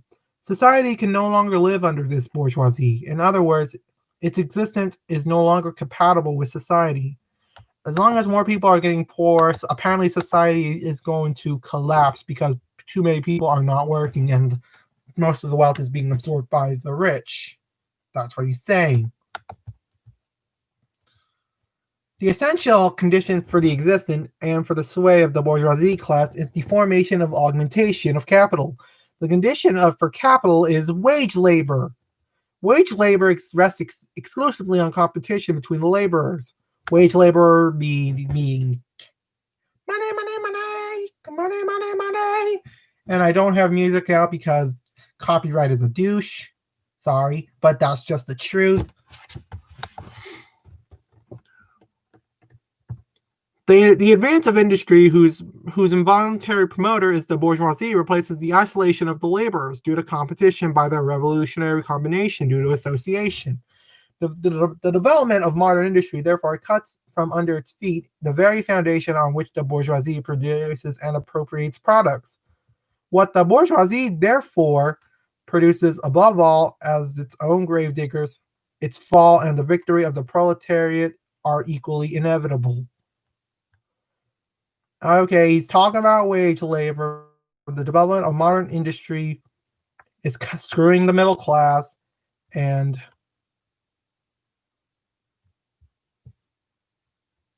so the middle class is digging up their own grave, and the middle class are going to fall, and the working class is going to win. Proletarians and communists. In what relation do the communists stand to the proletarians as a whole? The communists do not form a separate party opposed to other working class parties. They have no interests separate and apart from those of the proletariat as a whole. They do not set up any sectarian principles of their own by which to shape and mold the proletariat movement. The communists are distinguished from the other working class parties as only one in the national struggles of the proletarians of the different countries. They point out and bring to the front of common interests of higher proletariat independently of nationality. 2.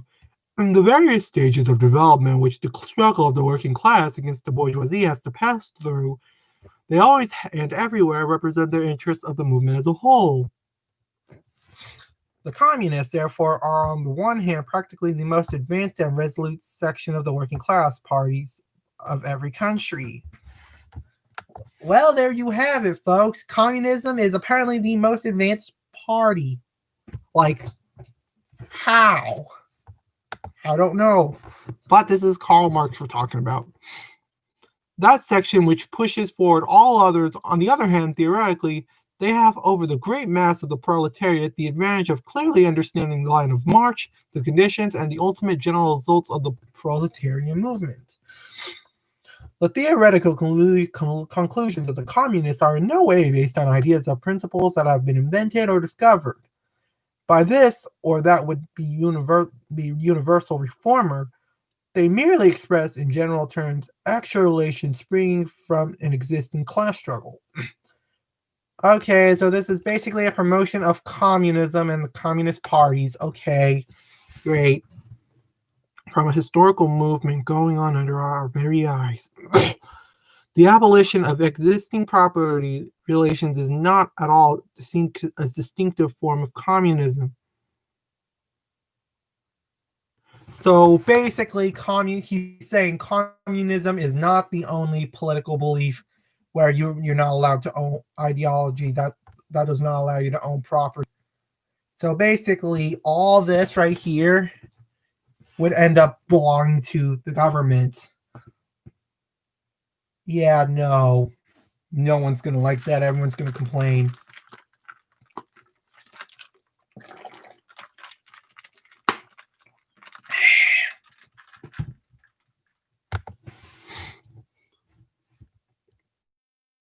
All property relations in the past have continually been subject to historical change, consequence upon the change in historical conditions.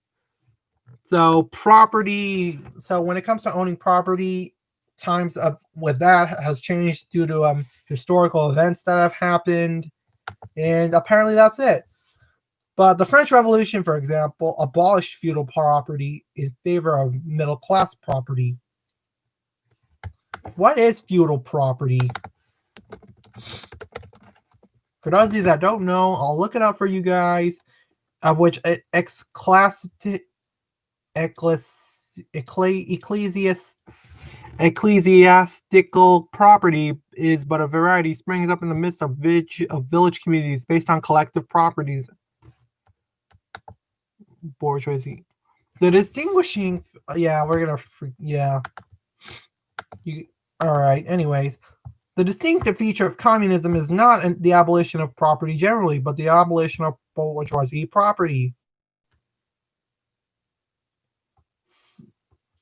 So he seeks to abolish middle class property.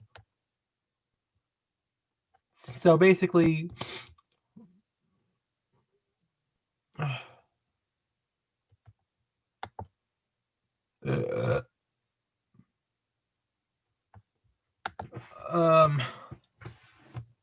But modern bourgeoisie private property is the final and most complete expression of the system of producing and appropriating products that is based on class antagonisms, on the exploitation of the many by the few. Okay, he's talking about rich and poor people. In this sense, the theory of the communists may be summed up in the single sentence: abolition of private property. Yep, they're against private property, but they are not against personal property. They'll allow you to keep that. They just don't like private property. That's all. We communists have been reproached with desire of abolishing the right of personally acquiring property as a fruit of a man's own labor, which property is alleged to be the groundwork of all personal freedom, activity, and independence.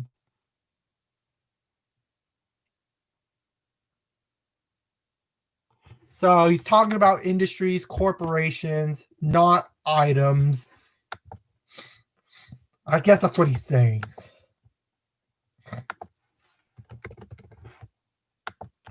All right, let's see. Hard-won, self-acquired, self-earned property. Do you mean the property of a petty artisan and of the small peasant, a form of property that preceded the bourgeoisie form?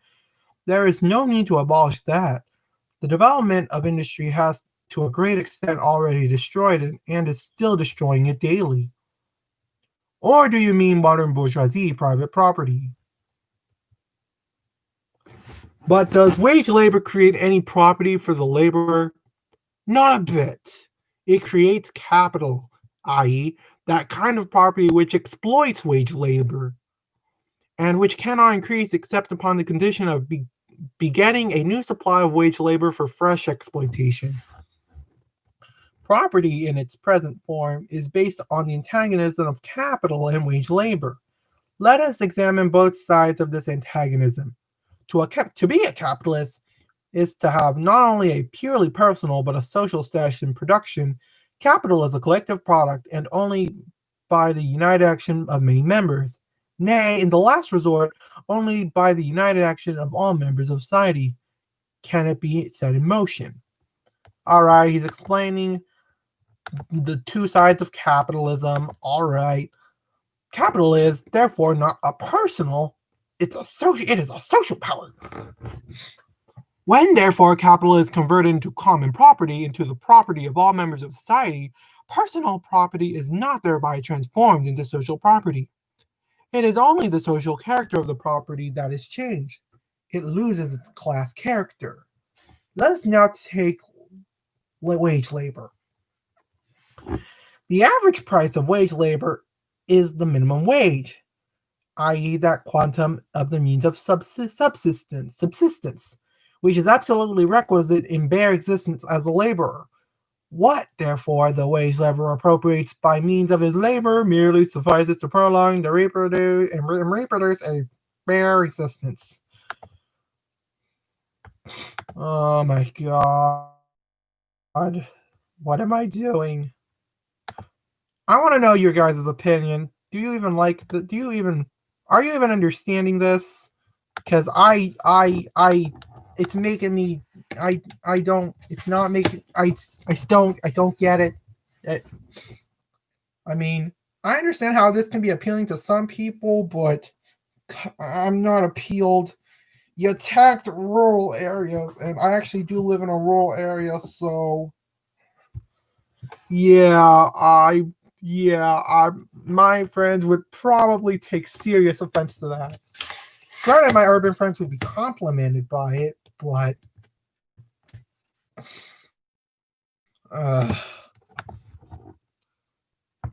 where was I?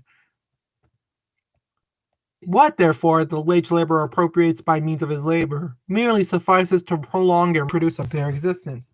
We by no means intend to abolish this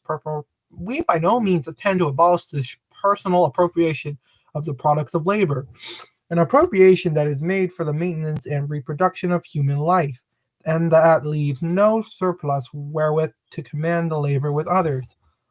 All that we want to do away with is the miserable character of this appropriation, under which laborers live merely to increase capital and is allowed to live only in so far as the interest of the ruling class requires it. To each according to his own needs is basically what he's saying.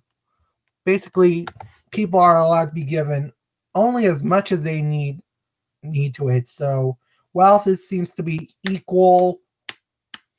The rich, all the wealth for rich is going to go down to the middle class, and apparently it's supposed to be that middle class and working class people get more money to live better lives, is what they're saying. All right, guys, few more pages. In bourgeoisie society, living labor is but a means to increase accumulated labor. In communist society, accumulated labor is but a means to widen, to enrich, to promote the existence of the laborer. So communism is supposed to promote the well-being of the worker. In bourgeoisie society, therefore, the past dominates the present. In communist society, the present dominates the past. In bourgeoisie society, capital is independent and has individuality, while the living person is dependent and has no individuality. And the abolition of this state of things is called by the bourgeoisie the abolition of individuality and freedom, and rightly so. The abolition of bourgeoisie individually, bourgeoisie independence, and bourgeoisie freedom is undoubtedly aimed at. Wow. We're almost 2 hours in. By freedom is meant, apparently, when you live in a bourgeoisie capitalist society, which is middle class, a middle class person has no individuality, while capital is the one that has individuality, which means money has power. Anyways, by freedom is meant under the present bourgeoisie conditions of production, free trade, free selling, and buying. I'm gonna go take a look.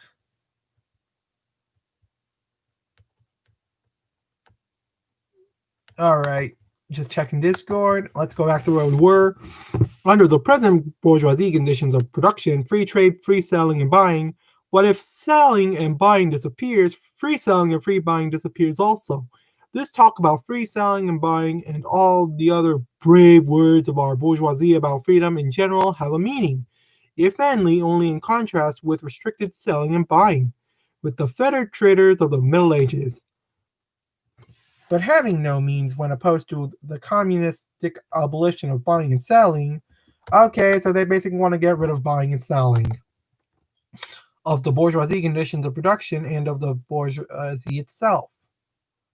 You are horrified at our intending to do away with private property, but in your existing property, private property is already done away with for 9/10 of the population. Okay, so Karl Marx is giving out statistics. Its existence for the few is solely due to the non-existence in the hands of those 9/10. You reproach us, therefore, with intending to do away with a form of property, the necessary condition for whose existence is the non-existence of any property for the immense majority of society. In one word, you reproach us with intending to do away with your property. Precisely so. That is just what we intend.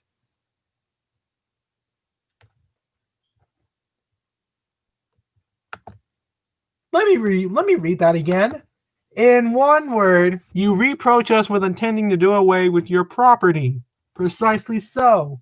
That is just what we intend. That is an instant turnoff for those who want to keep property, who wants to keep personal property. That is an instant turnoff.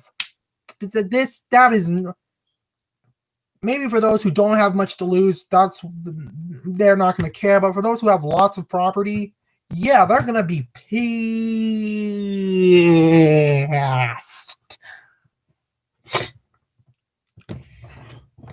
Okay.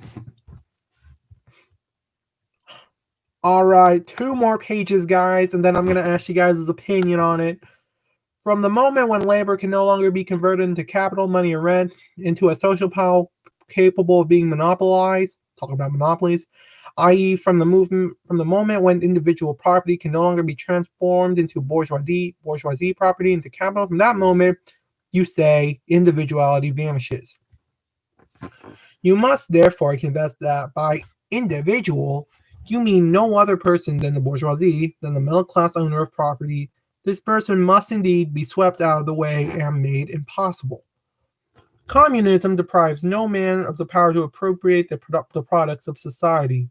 All that it does is to deprive him of the power to subjugate the labor of others by means of such appropriation. It has been objected that upon the abolition of private property, all work will cease and universal laziness will overtake us. Okay, so he's talking about the objections of taking private property, is saying, talking about, apparently there's he has an argument for taking away private property will make people lazy. According to this, bourgeoisie society, I've probably been saying bourgeoisie wrong for most of the time. And one of the person's gone. Okay, isn't that great? Anyways, according to this, bourgeois society ought long ago to have gone to the dogs through sheer idleness. For those of its members who work acquire nothing, and those who acquire anything do not work. The whole of this objection is but another expression of the tautology. Hang on, I think I heard some stuff in Discord. Hang on.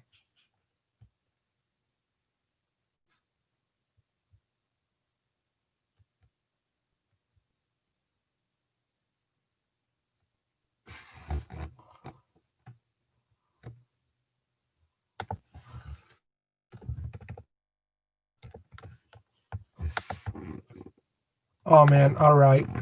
According to this, bourgeoisie society ought long ago to dog through sheer idleness. For those of its members who work acquire nothing, and those who acquire anything do not work. The whole of this objection is but another expression of the tautology, that there can no longer be any wage labor when there is no longer any capital. Okay. All objections urged against the communistic producing and appropriating material products have in the same way been urged against the communistic modes of producing and appropriating intellectual products. Just as to the bourgeoisie, the disappearance of class property is the disappearance of production itself. I appreciate the one person who's still here. The other person probably had to go, but that's fine. So the disappearance of class culture is to himself identical with the disappearance of all culture. That culture, the loss of which he laments, is for the enormous majority a mere training to act as a machine. God dang. We're almost done, guys. We're almost done with the first half, and then I'm going to stop here and then resume reading the manifest over in the next stream. But don't wrangle with us so long as apply to our intended abolition of bourgeoisie property. The standard of your bourgeoisie, notions of freedom, cultural law, etc., your very ideas are but the outgrowth of the condition of your bourgeois production and bourgeoisie property. Just as your jurisprudence is but the will of your class made into a law for all. A will whose essential character and direction are determined by the economical conditions of existence of your class. The self-misconception that it induces you to transform into eternal laws of nature and of reason. The social forms springing from your present mode of production and form of property, historical relations that rise and disappear in the progress of production. This misconception you share with every ruling class that has preceded you. What you see clearly in the case of ancient property, what you admit in the case of feudal property, you are of course forbidden to admit in the case of your own bourgeoisie form of property. And that, ladies and gentlemen, is going to conclude the first half of the Communist Manifesto. In the next stream, I am going to finish reading it. So I want to know, one person, What do you guys think of the Communist Manifesto?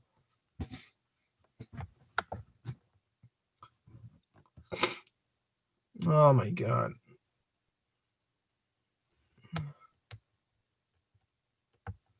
Like seriously, what did you guys think? This was just so weird. Oh my god. That was weird. I swear I need to get a better life than this.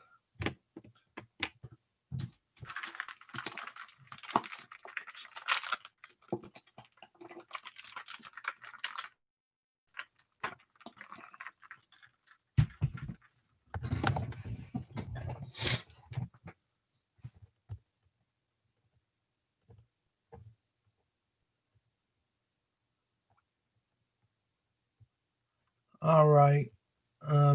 I don't know how to feel.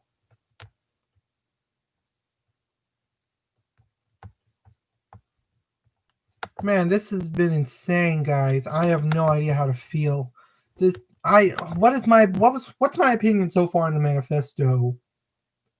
It's weird. I sometimes can be contradictory, and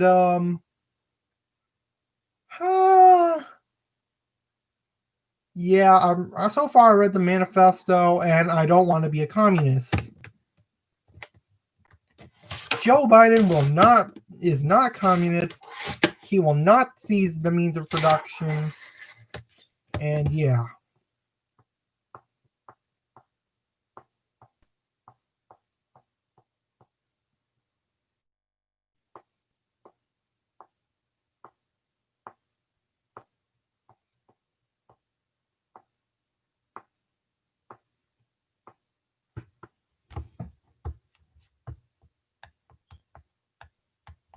Oh, I'm being too silent. I'm sorry, guys.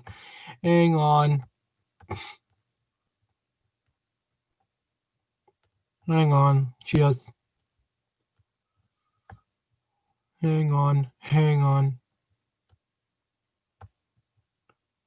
All right. It's all right. The next half of the video is gonna next half of the next half of the manifesto is gonna begin with about abolition of the family.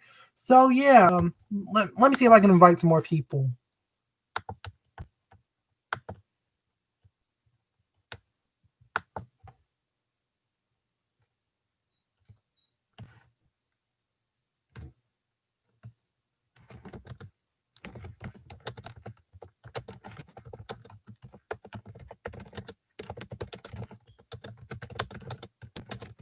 Hang on, let me see if I can invite some more people to join. Yeah, I need to start expanding my horizons a bit.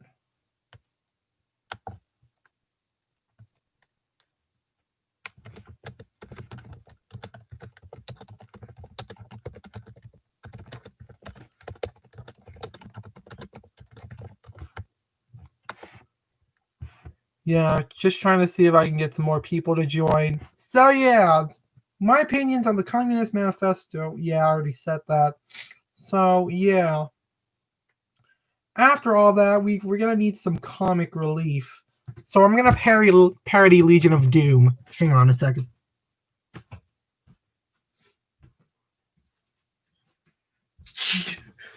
Joe Biden is a communist. Communism is going to make everything great. Joe Biden's going to seize all means of production. Anyone who's not a communist is a fascist, racist Nazi. And if your name is James Nine Numbers, please shut up. You're a 12-year-old whose mind is so small, even though mine is ironic. Yeah. But you know what? That's kind of what I'm seeing it as. So, God, my channel has changed. I don't want to be the bully. So, anyways, that's kind of what I'm seeing. Anyways, guys, I'm glad one of you stuck around. And honestly, should I end the stream early? Should I? Because I have nothing else planned. Like, seriously. I just spent a strand reading the first half of the Communist Manifesto. Oh my god. Should I keep going? Should I keep reading? I don't want to. Um, let's see.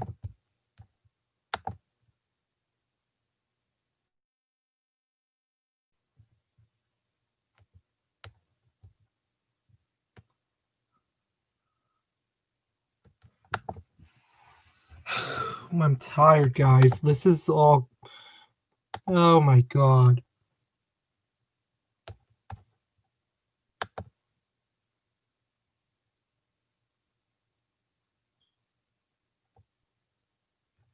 Oh my god. Okay. So, no. Should I continue reading? Yeah, we're just gonna continue reading from there. Abolition of the family. Even the most radical flare up at this infamous proposal of the communists.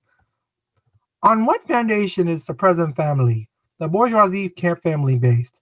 On capital? On capital, on private gain. It is completely developed from those form. It is in its completely developed form. This family exists only among the bourgeoisie. But this state of things finds its complement in the practical absence of the family among the proletarians and in public prostitution. Oh my god, I didn't know we were talking about prostitution. I think this video just got demonetized. Sorry about that. Yeah, this video probably just got demonetized, and that's not great. Oh crap. But my channel is too small to be monetized, so I don't have to worry about that. The bourgeois family will vanish as a matter of course when its complement vanishes, and both will vanish with the vanishing of capital. So,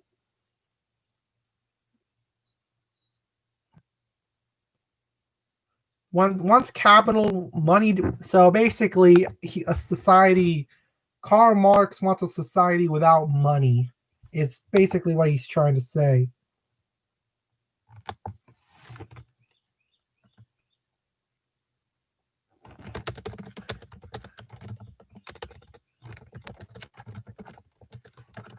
Hang on, just needed to type something on Discord, and yeah. Do you charge us with wanting to stop the exploitation of children by their parents? To this crime we plead guilty. But you will say we destroy the most hallowed of relations when we replace home education by social. So basically, they're going to provide free schooling instead of homeschooling. So, and apparently, he also mentions that like parents are at that time were forcing their children to go to work just to make more money. That's what he's saying.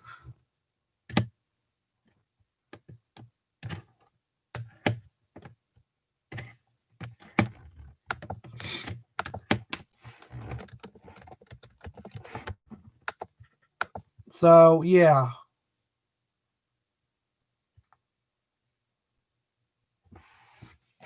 You know what? I'm just gonna. I don't want to read any more of this. We're on page 31 right now, and yeah. Instead, we're gonna do something else the rest of the time. Let's see.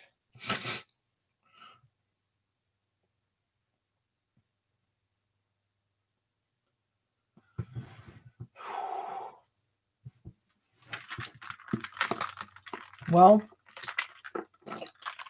got any plans? Got any plans? Got any plans? No? No? Oh, all right then. God dang, what am I going to do? I got nothing. I have literally nothing. I need to create a fun stream next time. Oh, man. Oh, man.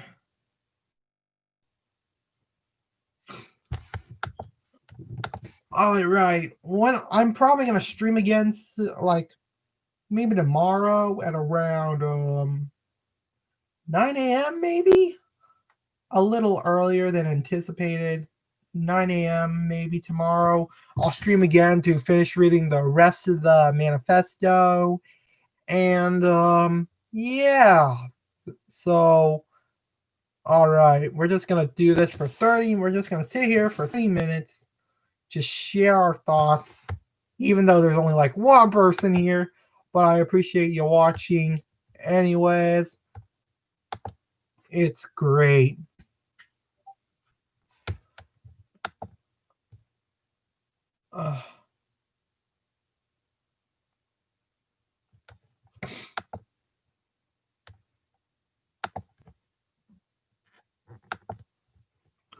So, hey, welcome back. Hey, welcome. So I finished reading the first half of the Communist Manifesto to the one other person I was talking to, and yeah, the Communist Manifesto makes no sense. I just want to know your opinions. I read all the way. I read the first 30 pages. I'm on page 31, and at around 9 a.m. tomorrow, around 9 a.m., I'm gonna be streaming again. Maybe I'll be 30 minutes late. I don't know, but yeah, I'm gonna be streaming tomorrow. Tell your friends because I'm gonna be finishing reading the rest the last how many pages are there? 28 pages of the Communist Manifesto. So yeah, we got 29 minutes. I'm gonna stay here, and yeah, without further ado, oh yeah, I won. Oh yeah, oh yeah, oh yeah. This is Legion of Doom right here saying he won.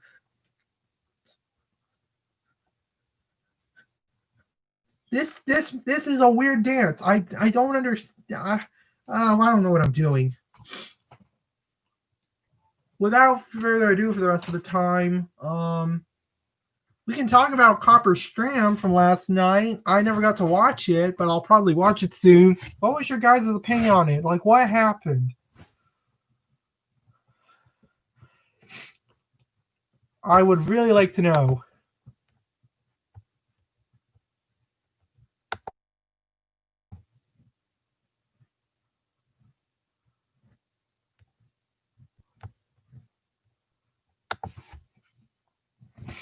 All right, let me see if my YouTube is working, the stream is working.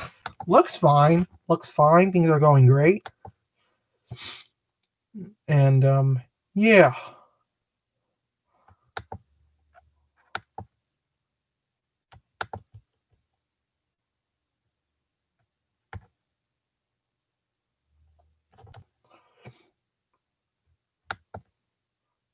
All right, just checking to see if the stream is working. Looks fine. Feels fine.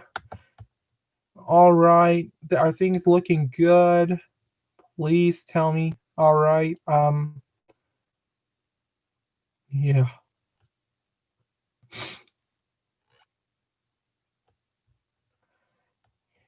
Yeah, this is oh wow. Okay, the stream is working fine. Mostly. Okay,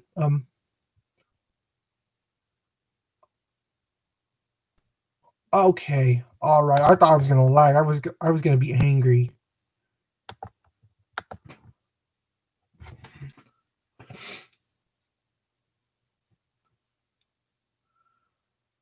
Hmm.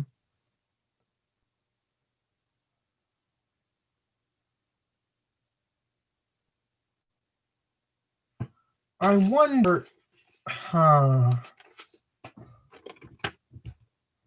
I wonder. Hang on a minute.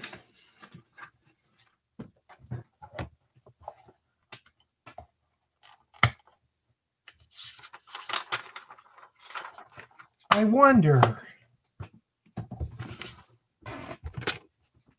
Let's make some. I wonder. Let me see for a moment.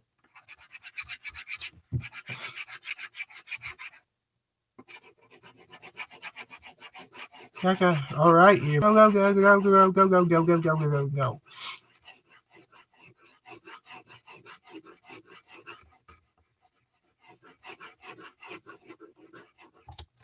Yeah, buddy. Where?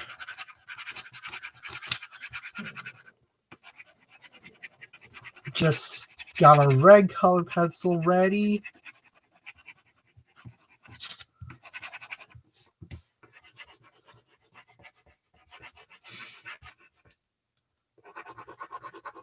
Okay. If wearing a red wig is considered to be racist, I wonder. You see this red paper that I just. Oh, damn it. It sucks. Yep. Hang on. I'm trying to act like I'm trying to be like a redhead. Hang on.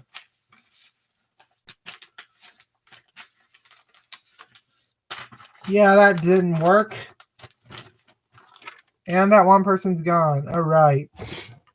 I'm just going to let's just hang around for 24 more minutes. We'll be done for the day. And yeah.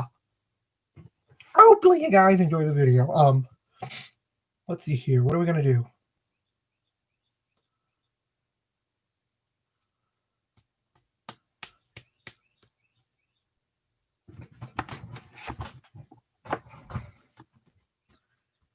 Hey, where's the comedy? What?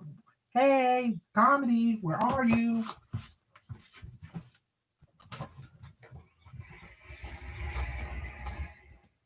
What? Oh, there you are, comedy. I've been looking for you. Who the heck is comedy? Oh my god, you communist. Communism? Right. No, wait, dude. He's gone. My humor makes no sense, and don't worry about my humor. Ugh. Oh god, my foot.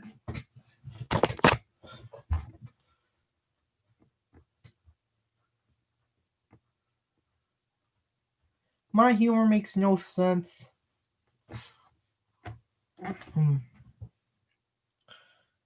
Dang. All right, so.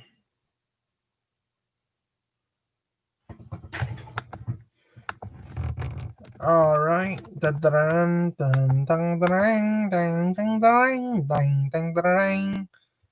Okay.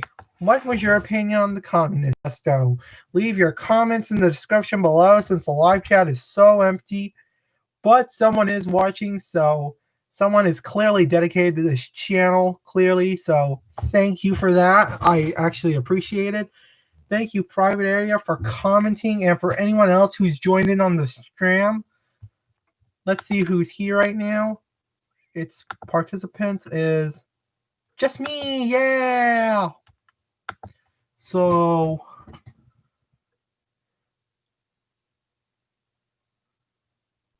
let's see. I guess that's all there is.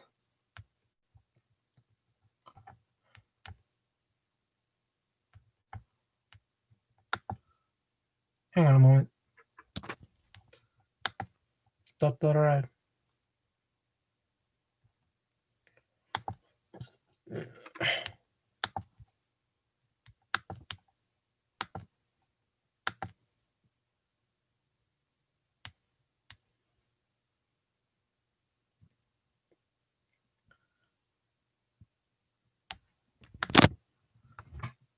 All right. I don't know why I'm doing it. I'm just trying to just see if I can get Stage 10 Studio working.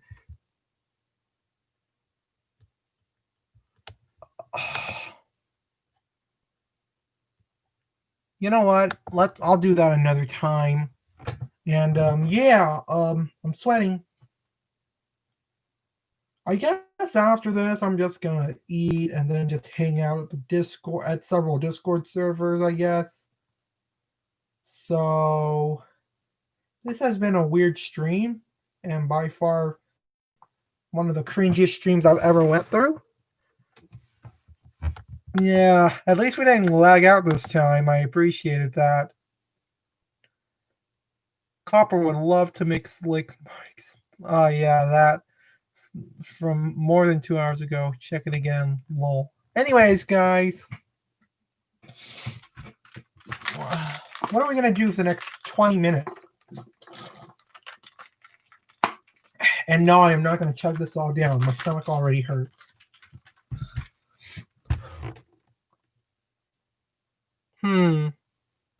Last time I ended up getting 3 hours of watch time overall from my from the third part of the first stream I did in a long time, well, in a few months.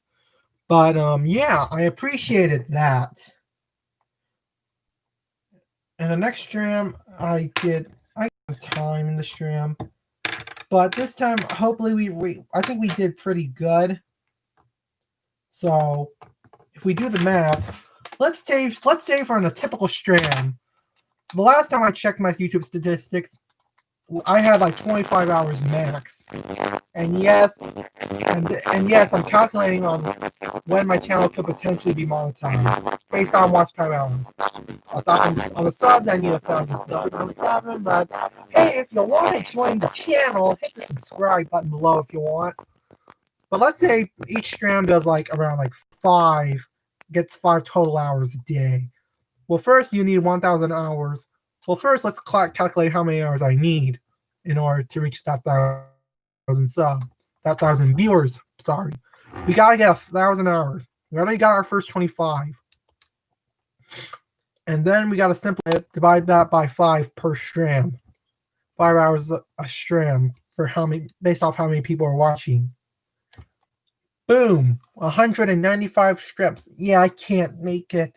But that's just from streams. That's the total time watch time hours is from all the videos. So yeah, yeah. But you know what? I don't really care. But hey, that I did the math. So yeah. Math nerds. Alright, just gotta go check out some Discord, the game man.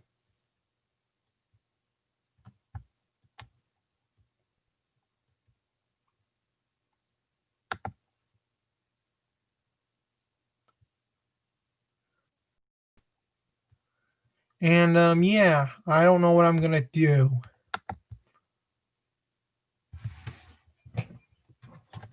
Shoot. Alright.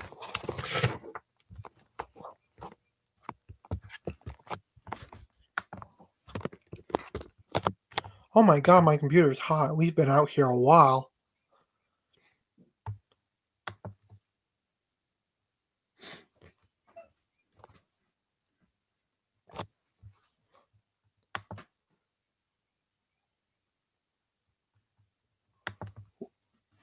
Alright. I guess next Monday. What am I gonna post for next Monday? That's what I want. Yeah, I'm just gonna record. Yeah, I already recorded the Scribble.io thing I did earlier before the stream. So yeah, that's probably gonna come up next Monday. I didn't really have much else planned for a video. So this was so yeah. Just let me plug this in. I was failing to plug it in miserably, but now I got it. God dang. All right.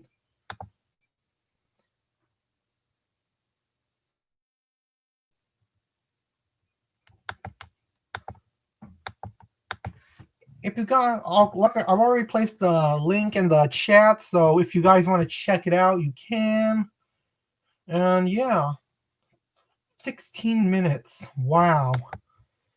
Hard to believe time goes by so fast when you're having fun, except you're just staring at some weird guy who just started streaming and just read a communist manifesto. So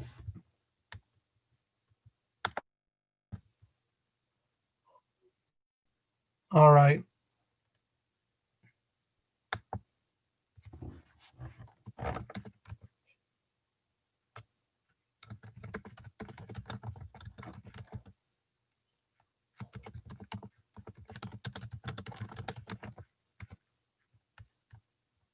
All right, Mr. Jolly just asked me on Discord, can I troll it?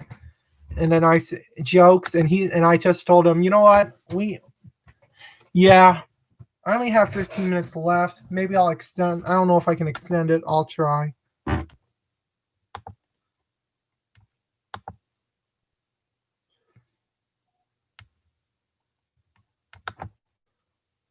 So, yeah, you can troll here if you want.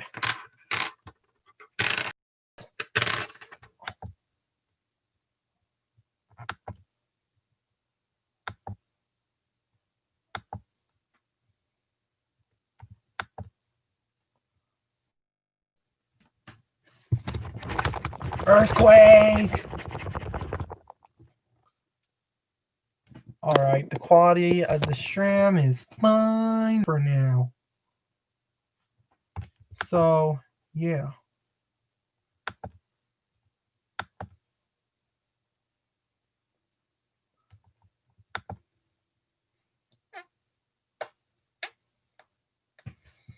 Oh!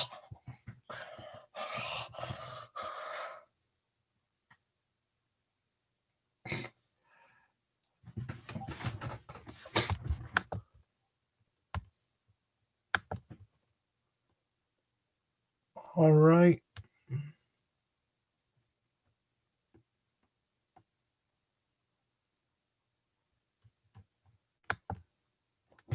Man, I've been a little silent now. I don't know what else to do. We got 13 minutes until the stream is over because, oh my god, the Discord notifications just.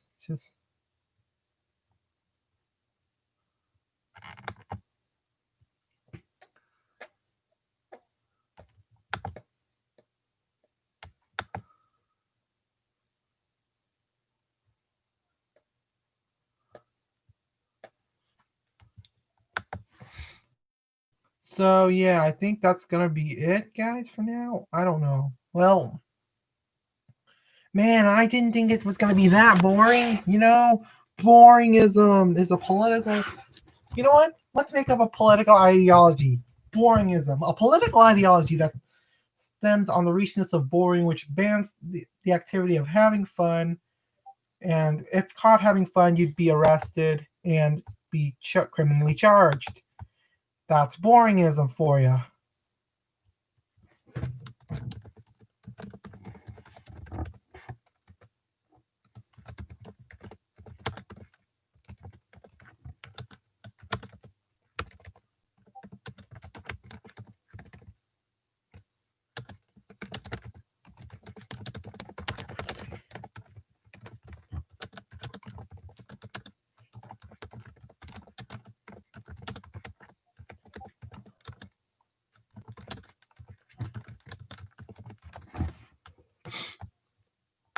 All right, let's see here. I just needed to I just needed to help someone.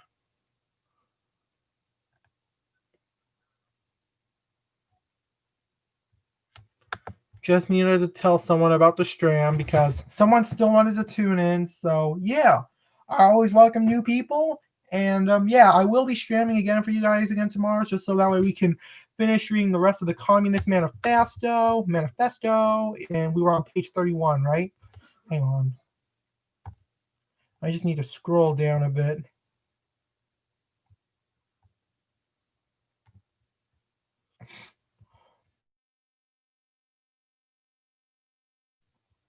Where we are on the Communist Manifesto. It's a weird manifesto at that. And yeah.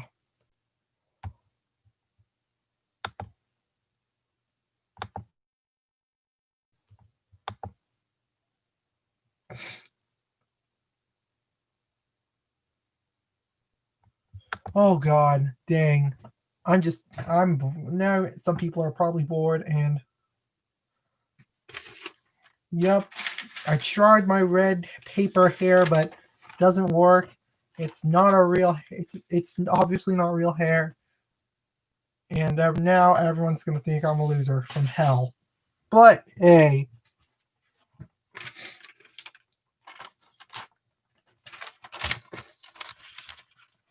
All right, just make it a paper airplane at this point because this has been so much of a fail.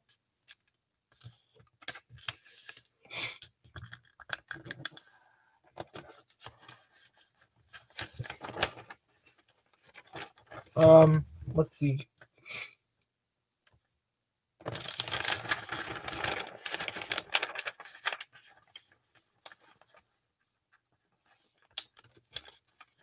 Let's check and see if. Hang on. Just need to bend the rules a bit. Bend the rules a bit. Probably not doing this right, but.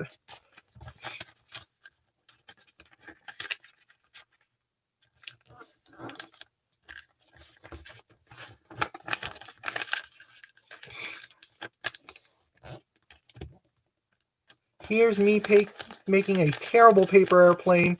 Probably doing this wrong, but.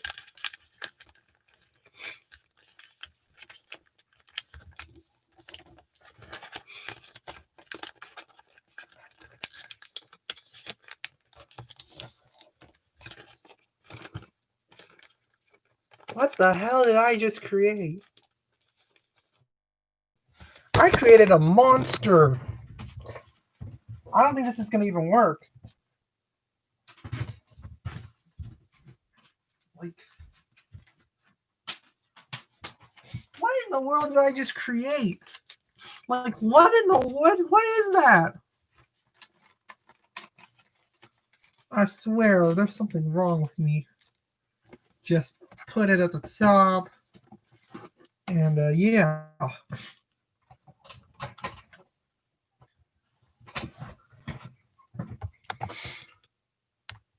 So, yeah, So, yeah, how's you guys, how are you doing this outbreak? Are y'all doing good? Are y'all doing bad? During my last day of being at college, inside the college, I had accidentally went there even though it was closed, and yeah, I ended up staying there for the whole day, and I ended up trying to make one big old video, and yeah, at the college, and yeah, I was able to finish recording all the parts I needed, but just needed to edit it, but that's probably not going to come out for like a long time, so yeah. So yeah, not telling you where I went, where I'm going. Excuse me.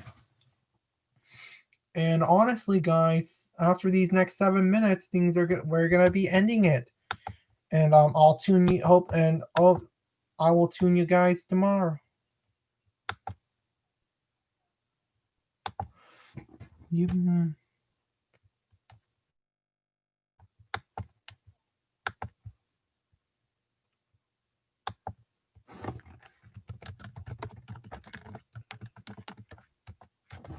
All right. So yeah, just needed to type to someone on Discord again. I'm sorry, but yeah, shout out to everyone who's been at the who has joined me in this painful journey of the Communist Manifesto. We will be finishing part 2 tomorrow, and yeah, this will be amazing. So far, Legion of Doom is wrong about communism. It seems to Karl Marx seems to be pitting towards middle class versus working class in a modern society, and I don't know if we're seeing that there. Honestly, I'm a moderatist.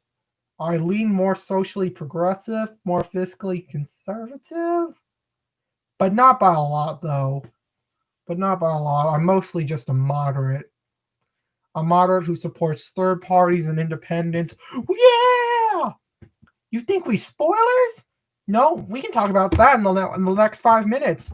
We're not spoiler candidates. Screw the argument of voting for the lesser of two evils.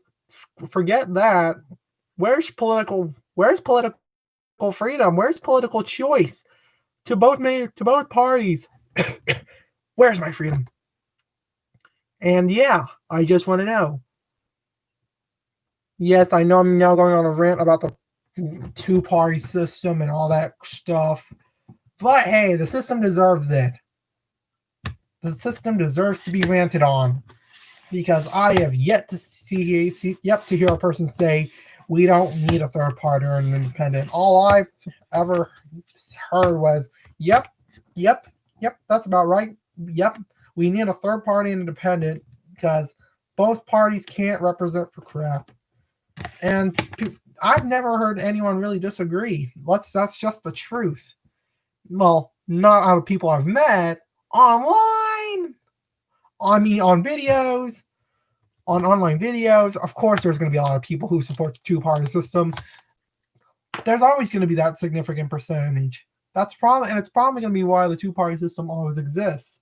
Because even if it's not a majority or a plurality, like the supporters are the reason why it still exists. People just don't want new choices because they don't want an ideological opponent in office. I guess that's just the sad fact, but I'd rather vote for that.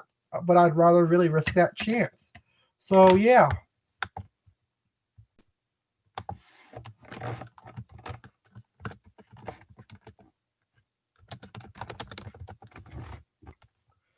All right. 4 more minutes. I guess we're gonna do a 3-minute outro. Starting in 3, 2, 1. Hey, Clown Rarf. Welcome. Well, hey, Clown Rarf. I was going to end the stream, but you just arrived, and I don't want you to miss out. So yeah, we're gonna extend the lead to 30 minutes. We're gonna extend the stream to 30 minutes, so we're gonna actually end this at 1 p.m. Hey, Clown Rarf from Copper Server. What's up? I was originally going to end the stream in 3 minutes, but I didn't want you to miss out. To keep you up to date, I just read the first 30 pages of the Oh, hey, you're Mr. Jolly. Hey, nice. Just to keep you up to date, I read the first 30 pages of the Communist Manifesto, and I explained it in detail what Karl Marx is trying to say, but other times it just didn't make sense whatsoever. So yeah, and I will be streaming again tomorrow at 9 a.m. Eastern time. So Clown Rarf. So if you want to, in private area, and to anyone who else is still watching, you can talk to your friends or something. Maybe have them come to the stream because I did end up reading the Communist Manifesto, and yeah. So you came in just in time. So yeah.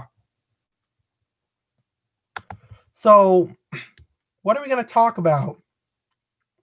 What do you guys want to talk about? I already read the first 30 pages of the Communist Manifesto. He was just getting ready to. We're at the point where he's going to talk about education. So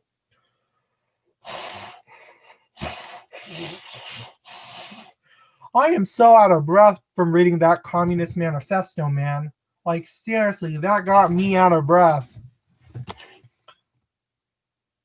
Oh, yeah, Clown Rarf. Sure, we can talk about Copper raging. Yeah, he rages, like, so much. Like, seriously. Like for instance.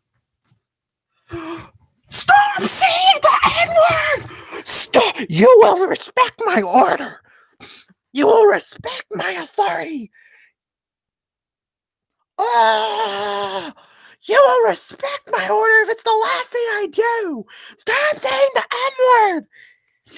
You bigot! You bigot! You bigot for not taking liberal stances! Ah! Oh God! Oh God! Oh God! It was like an earthquake up in here. But hey, that's just about right. So yeah. Copper raging. How was the Strand from last night? What happened? We never really got to talk about that because there was like, what happened in the Stram? I never watched it, so I kind of want to know. Were you guys there, or I want to know how Copper was. Was he like, and seriously, the dummy clearly looks like Copper. The dummy that he calls Gavin McInnes. It clearly looks a lot more like Copper, and it looks exactly nothing like Gavin. You want me to explain? Yeah, I'm happy to explain. First, the shape of the head. Second, the hair. Third, the beard. And fourth, the body shape. He raged a lot. People were trolling it, and Cameron changed the bot. Copper got more angry. Wait, is Cameron back? Clown Rarf, is Cameron back? Like, I want to know. Like, that would be awesome if Cameron's back. I hope Cameron... Tell Cameron I said hi, by the way. Yes, that's awesome. King Cameron is back. And hopefully Cameron gets to record Copper raging again, because that would be really nice. So,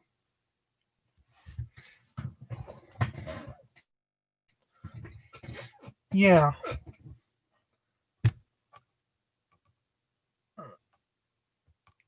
I don't know him. Oh, yeah. Copper was making out that he doesn't like men. Oh, really? Wow. Oh, yeah, Clown Rarf. If you don't know, you probably never seen Cameron because... Oh, wow. People really troll the voice chat? Wow. Oh, my God. You see, I'm glad I extended the... Because this right here is great content. Anyways, Cameron is Copper's sidekick who originally tried to help Copper post more videos on his YouTube channel because Copper rarely posted at the time. And yeah, they went on a trip together because Harold Balder invited them. Balder kicked them out. Copper and Cameron ended up staying in Britain. And then Copper came home to the United States. And yeah, it's very funny. It's worth watching. I'll watch it. So, yeah.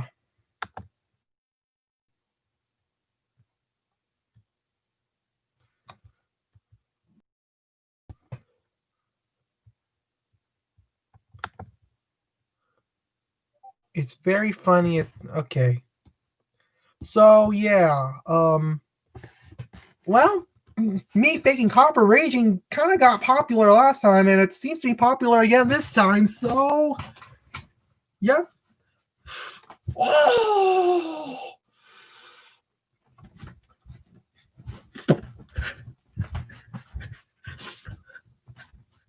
I'm trying not to break my computer screen.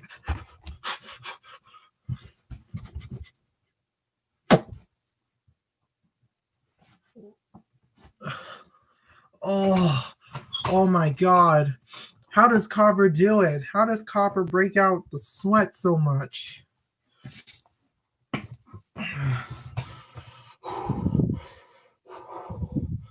Oh my God, I am so tired. What? Oh, sorry.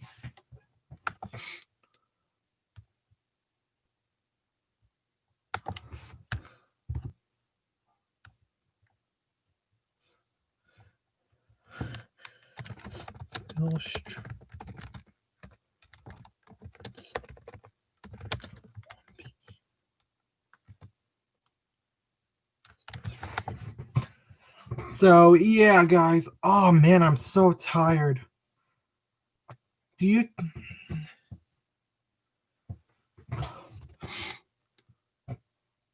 Cameron. Welcome, General Cameron. How are you doing, General Cameron? Hey.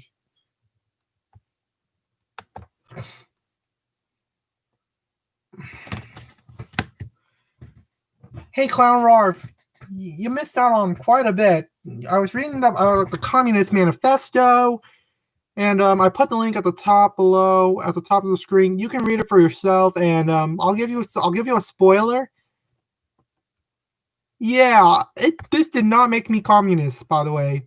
It didn't work at convincing me, so if so, and I'm a moderate, so it says something. So if you want to read it, you can. I mean, but even though it made some good points, I guess I don't know. I still don't get the exploitation part. So and some of the arguments were weird, and someone's gone. So yeah.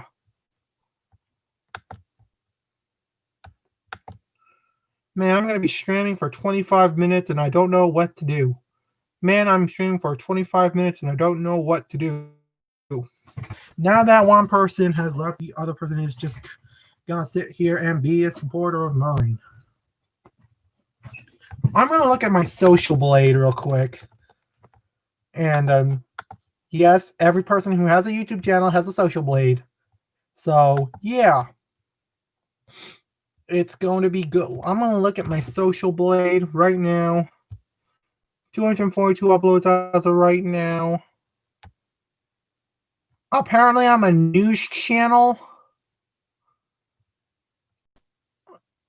Oh, so from the most 10 recent public videos, so it's considered to be a news channel. Social Blade's not like. Oh, you don't have a Social Blade? Oh,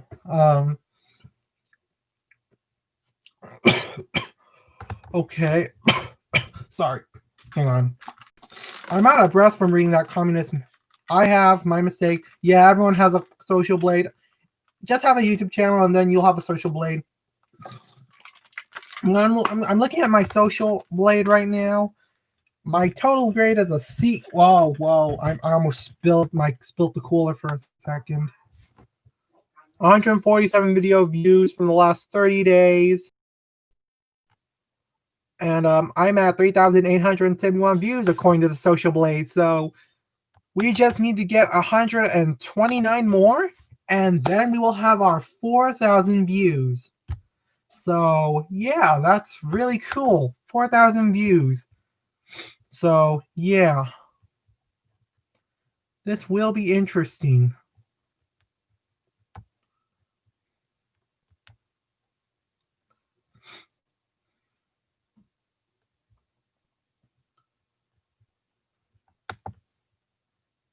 Take a look at mine. I have a lot of views. Not kidding. All right, Clown Rarf, I'm going to take a look at your Social Blade.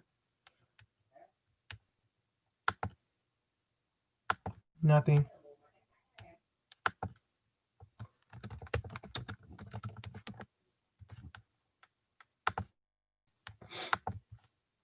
You know what? I want to check your channel out for a moment.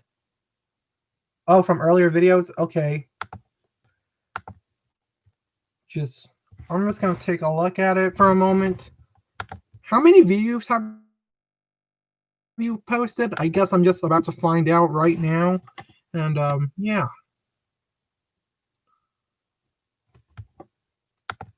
You got 60 uploads, 254 subs. Wow, you are really popular. And almost 500K views. Wow, that is impressive. I have a bigger YouTuber watching me. Nice.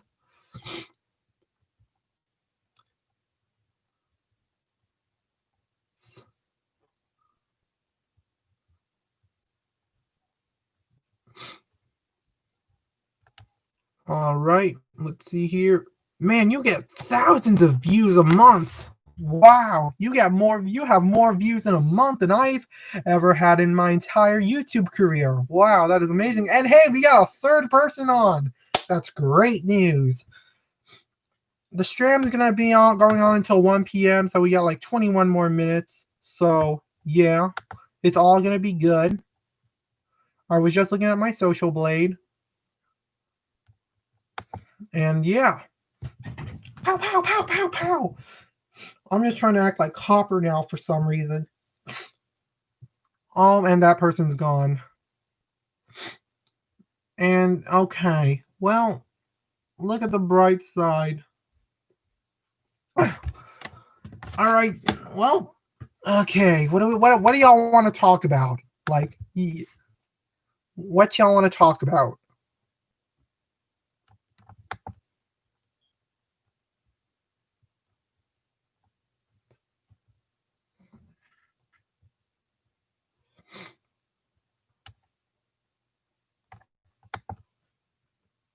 I can boost your stream.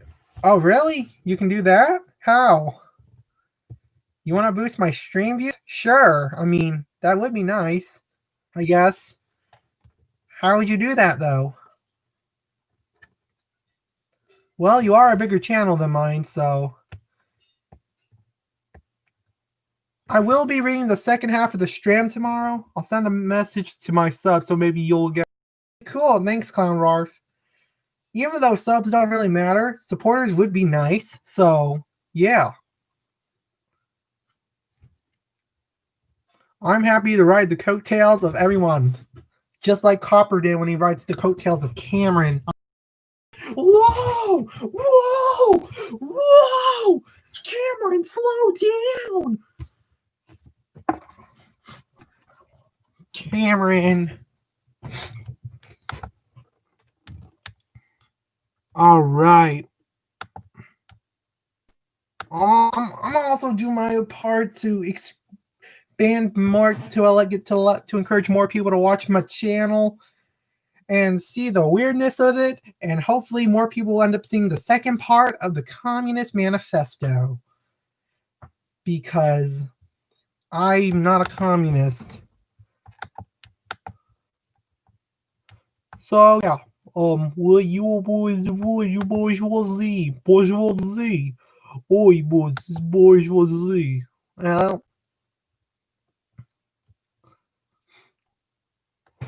All right, so what are we gonna do?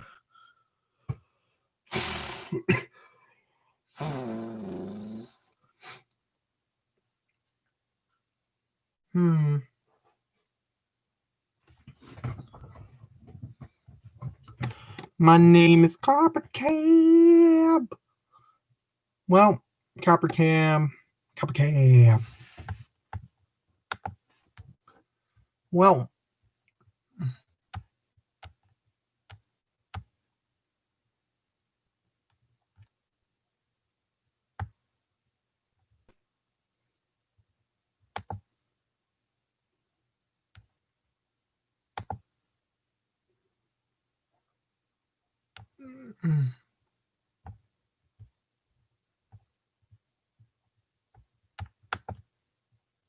all right. Okay, 18 minutes and then we'll be done for good. All right. All right, another viewer. Hey, what's up? We're just chilling here for now. Hang on. Let me see if I can just.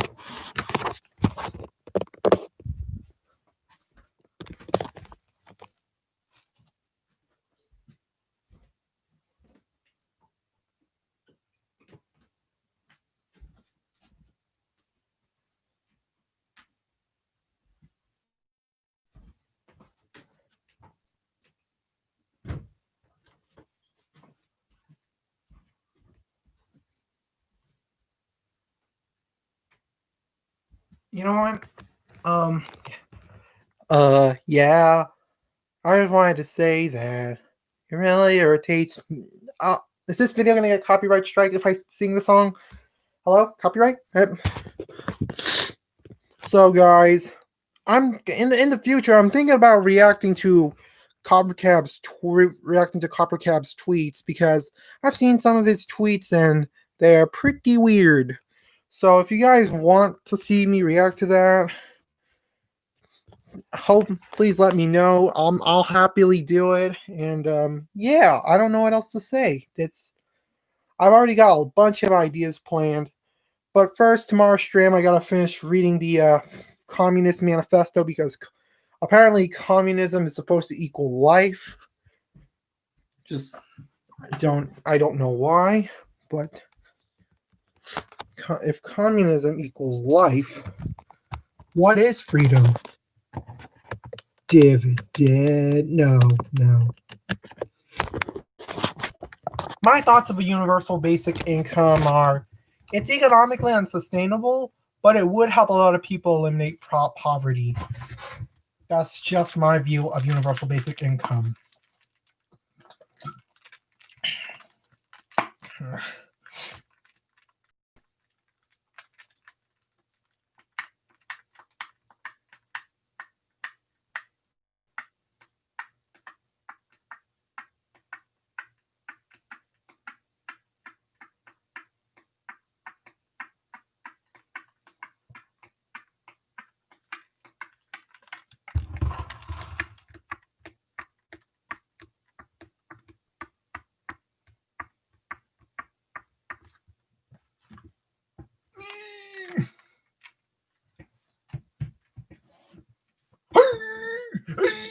I'm acting like Copper Cab again. Oh, long live the power of the redhead!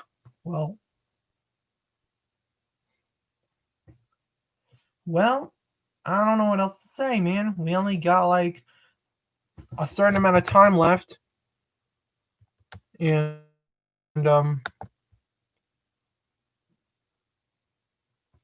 hang on, I just got a message from this.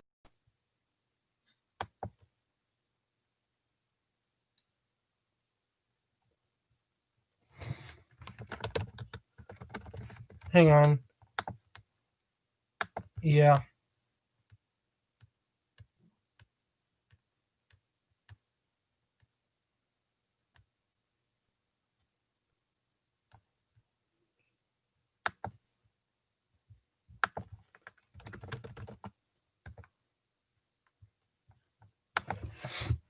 All right, guys. To finish this off,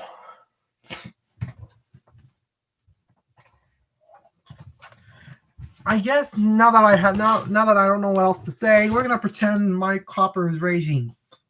Wait, Aubrey, why did you drop balls on my face? Why did you give me a unibrow? Frida Kahlo. I just wanted to make you look like Frida Kahlo. You know what? Women can wear unibrows too. Why did you give me balls? Why did you give me balls on my head? Oh, why? Why did you give me balls? Stop! Why did you draw penis? Why?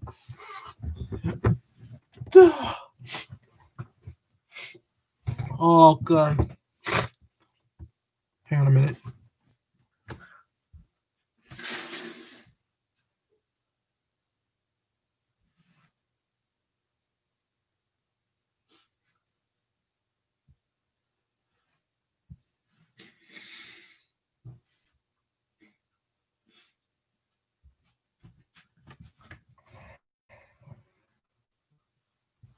Okay, guys. Sweet. All right, I just got joined. All right, Olay. Olay's going to be trying to join my stream soon. If he can. Hopefully he does. So, yeah. If he doesn't talk, that's okay.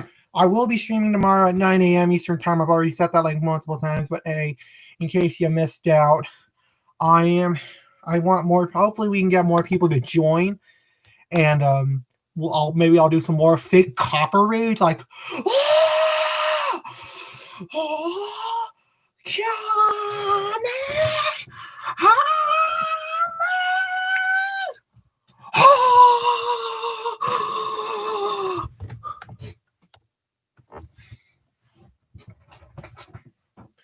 like, yeah, Kamehameha!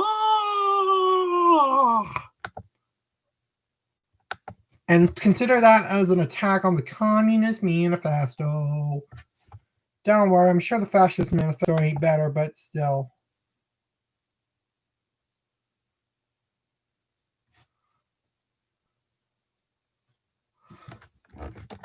Hang on.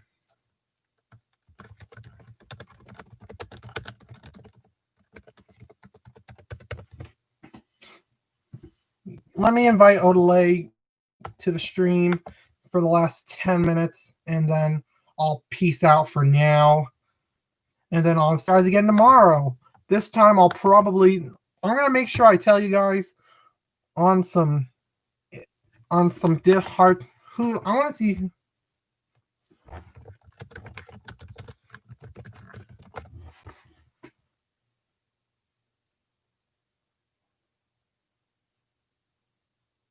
Hang on, let me get Odelay here.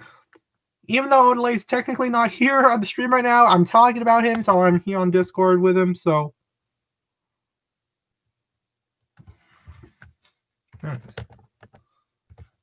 let me link in the stream.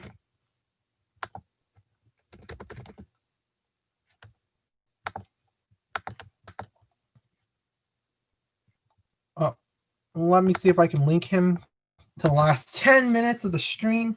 And hopefully we can just hopefully. And then hopefully you guys enjoyed the first half. I'm gonna read the second half tomorrow, and at 9 a.m. Eastern time because that's a better time to be alive. And yeah.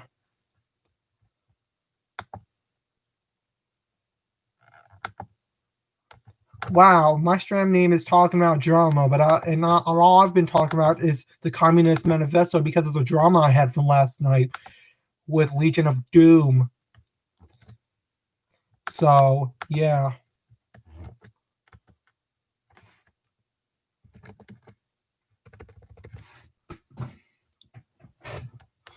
So yeah. I don't know what else to say, man.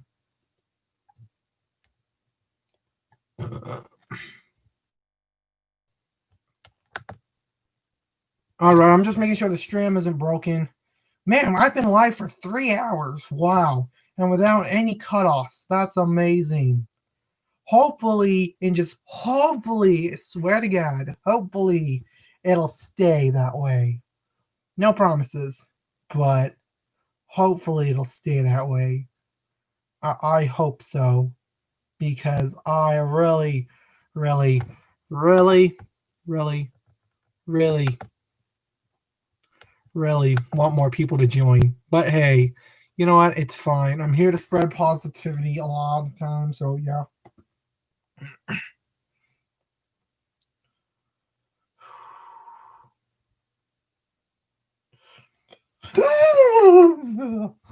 I'm sorry. It's just my copper rage.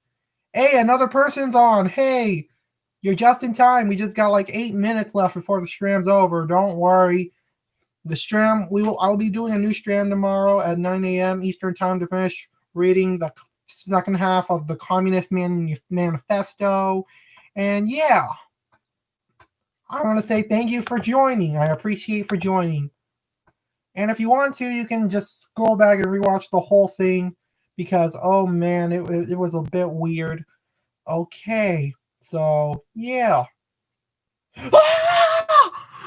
Imagine if let's pretend you're Copper, right?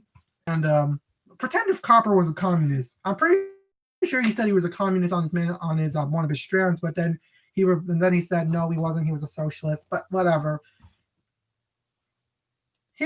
I'm sure Copper would be like,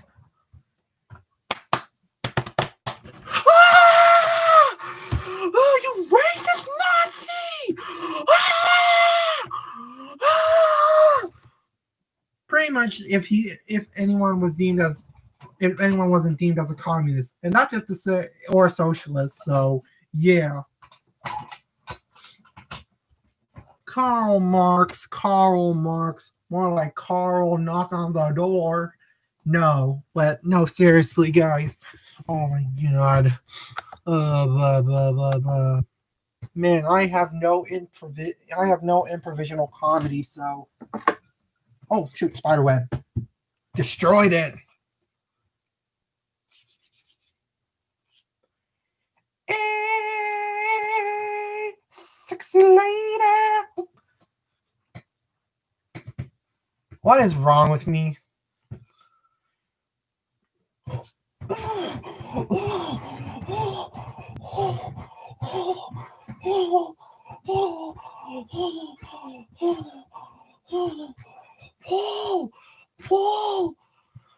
Oh my god. Oh my god. Oh my god. I'm so tired.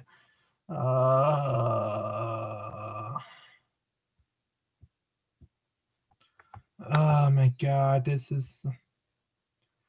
Oh my god. What should I do for the last 5 minutes? Whoa, whoa, whoa, whoa. Don't break the computer screen, James. Yeah. Don't break the computer screen. This is the most reliable computer you have.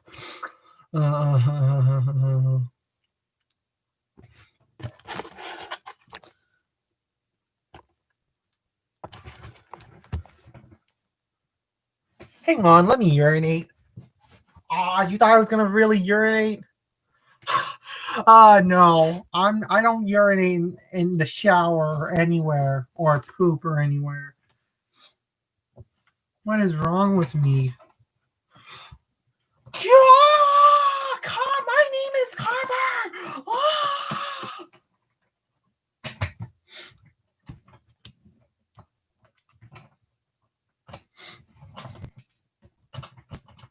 Okay, guys. Oh! Oh!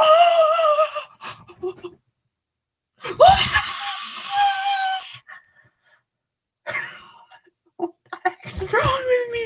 What is wrong with me? What is wrong with me? Well, the things I do for YouTube, man. Oh, man. So, yeah, I will be posting a Scribble.io video next Monday. I already got it recorded. Just not really interested in editing it because the video itself is pure comedy already as it is. So, yeah, I guess without further ado, we only got 3 minutes left. So, anyways, guys, hopefully you guys have enjoyed the video. We're going to do a 3-minute outro because, hey, why not? I want to finish it in exactly one. Why? Because I want to be exact. And weirdly enough, I've been exact on my time today when it comes to streaming, so which is weird.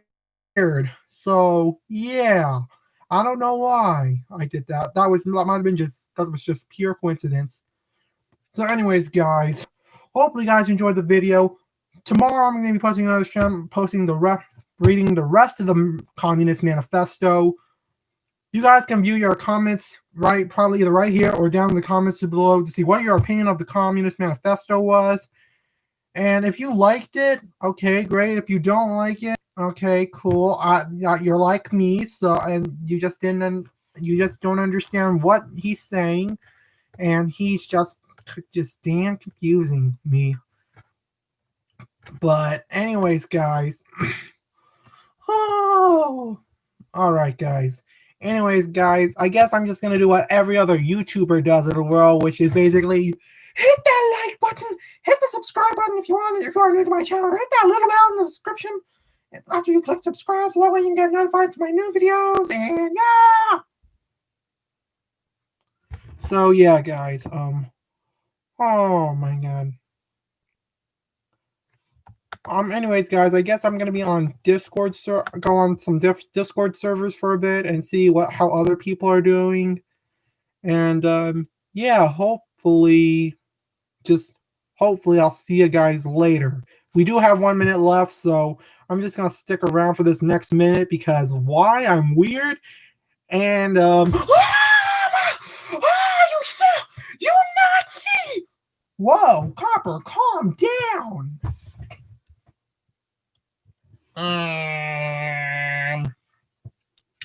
Okay, I don't know what's happening to me. So, yeah.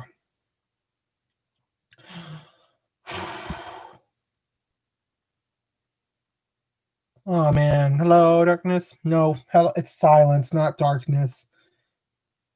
Anyways, guys, hopefully you guys enjoyed the video, and I will see you guys later.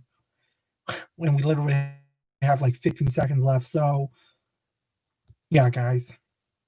Say your goodbyes, and yeah, peace. I'll notify you when the stream is on. Peace.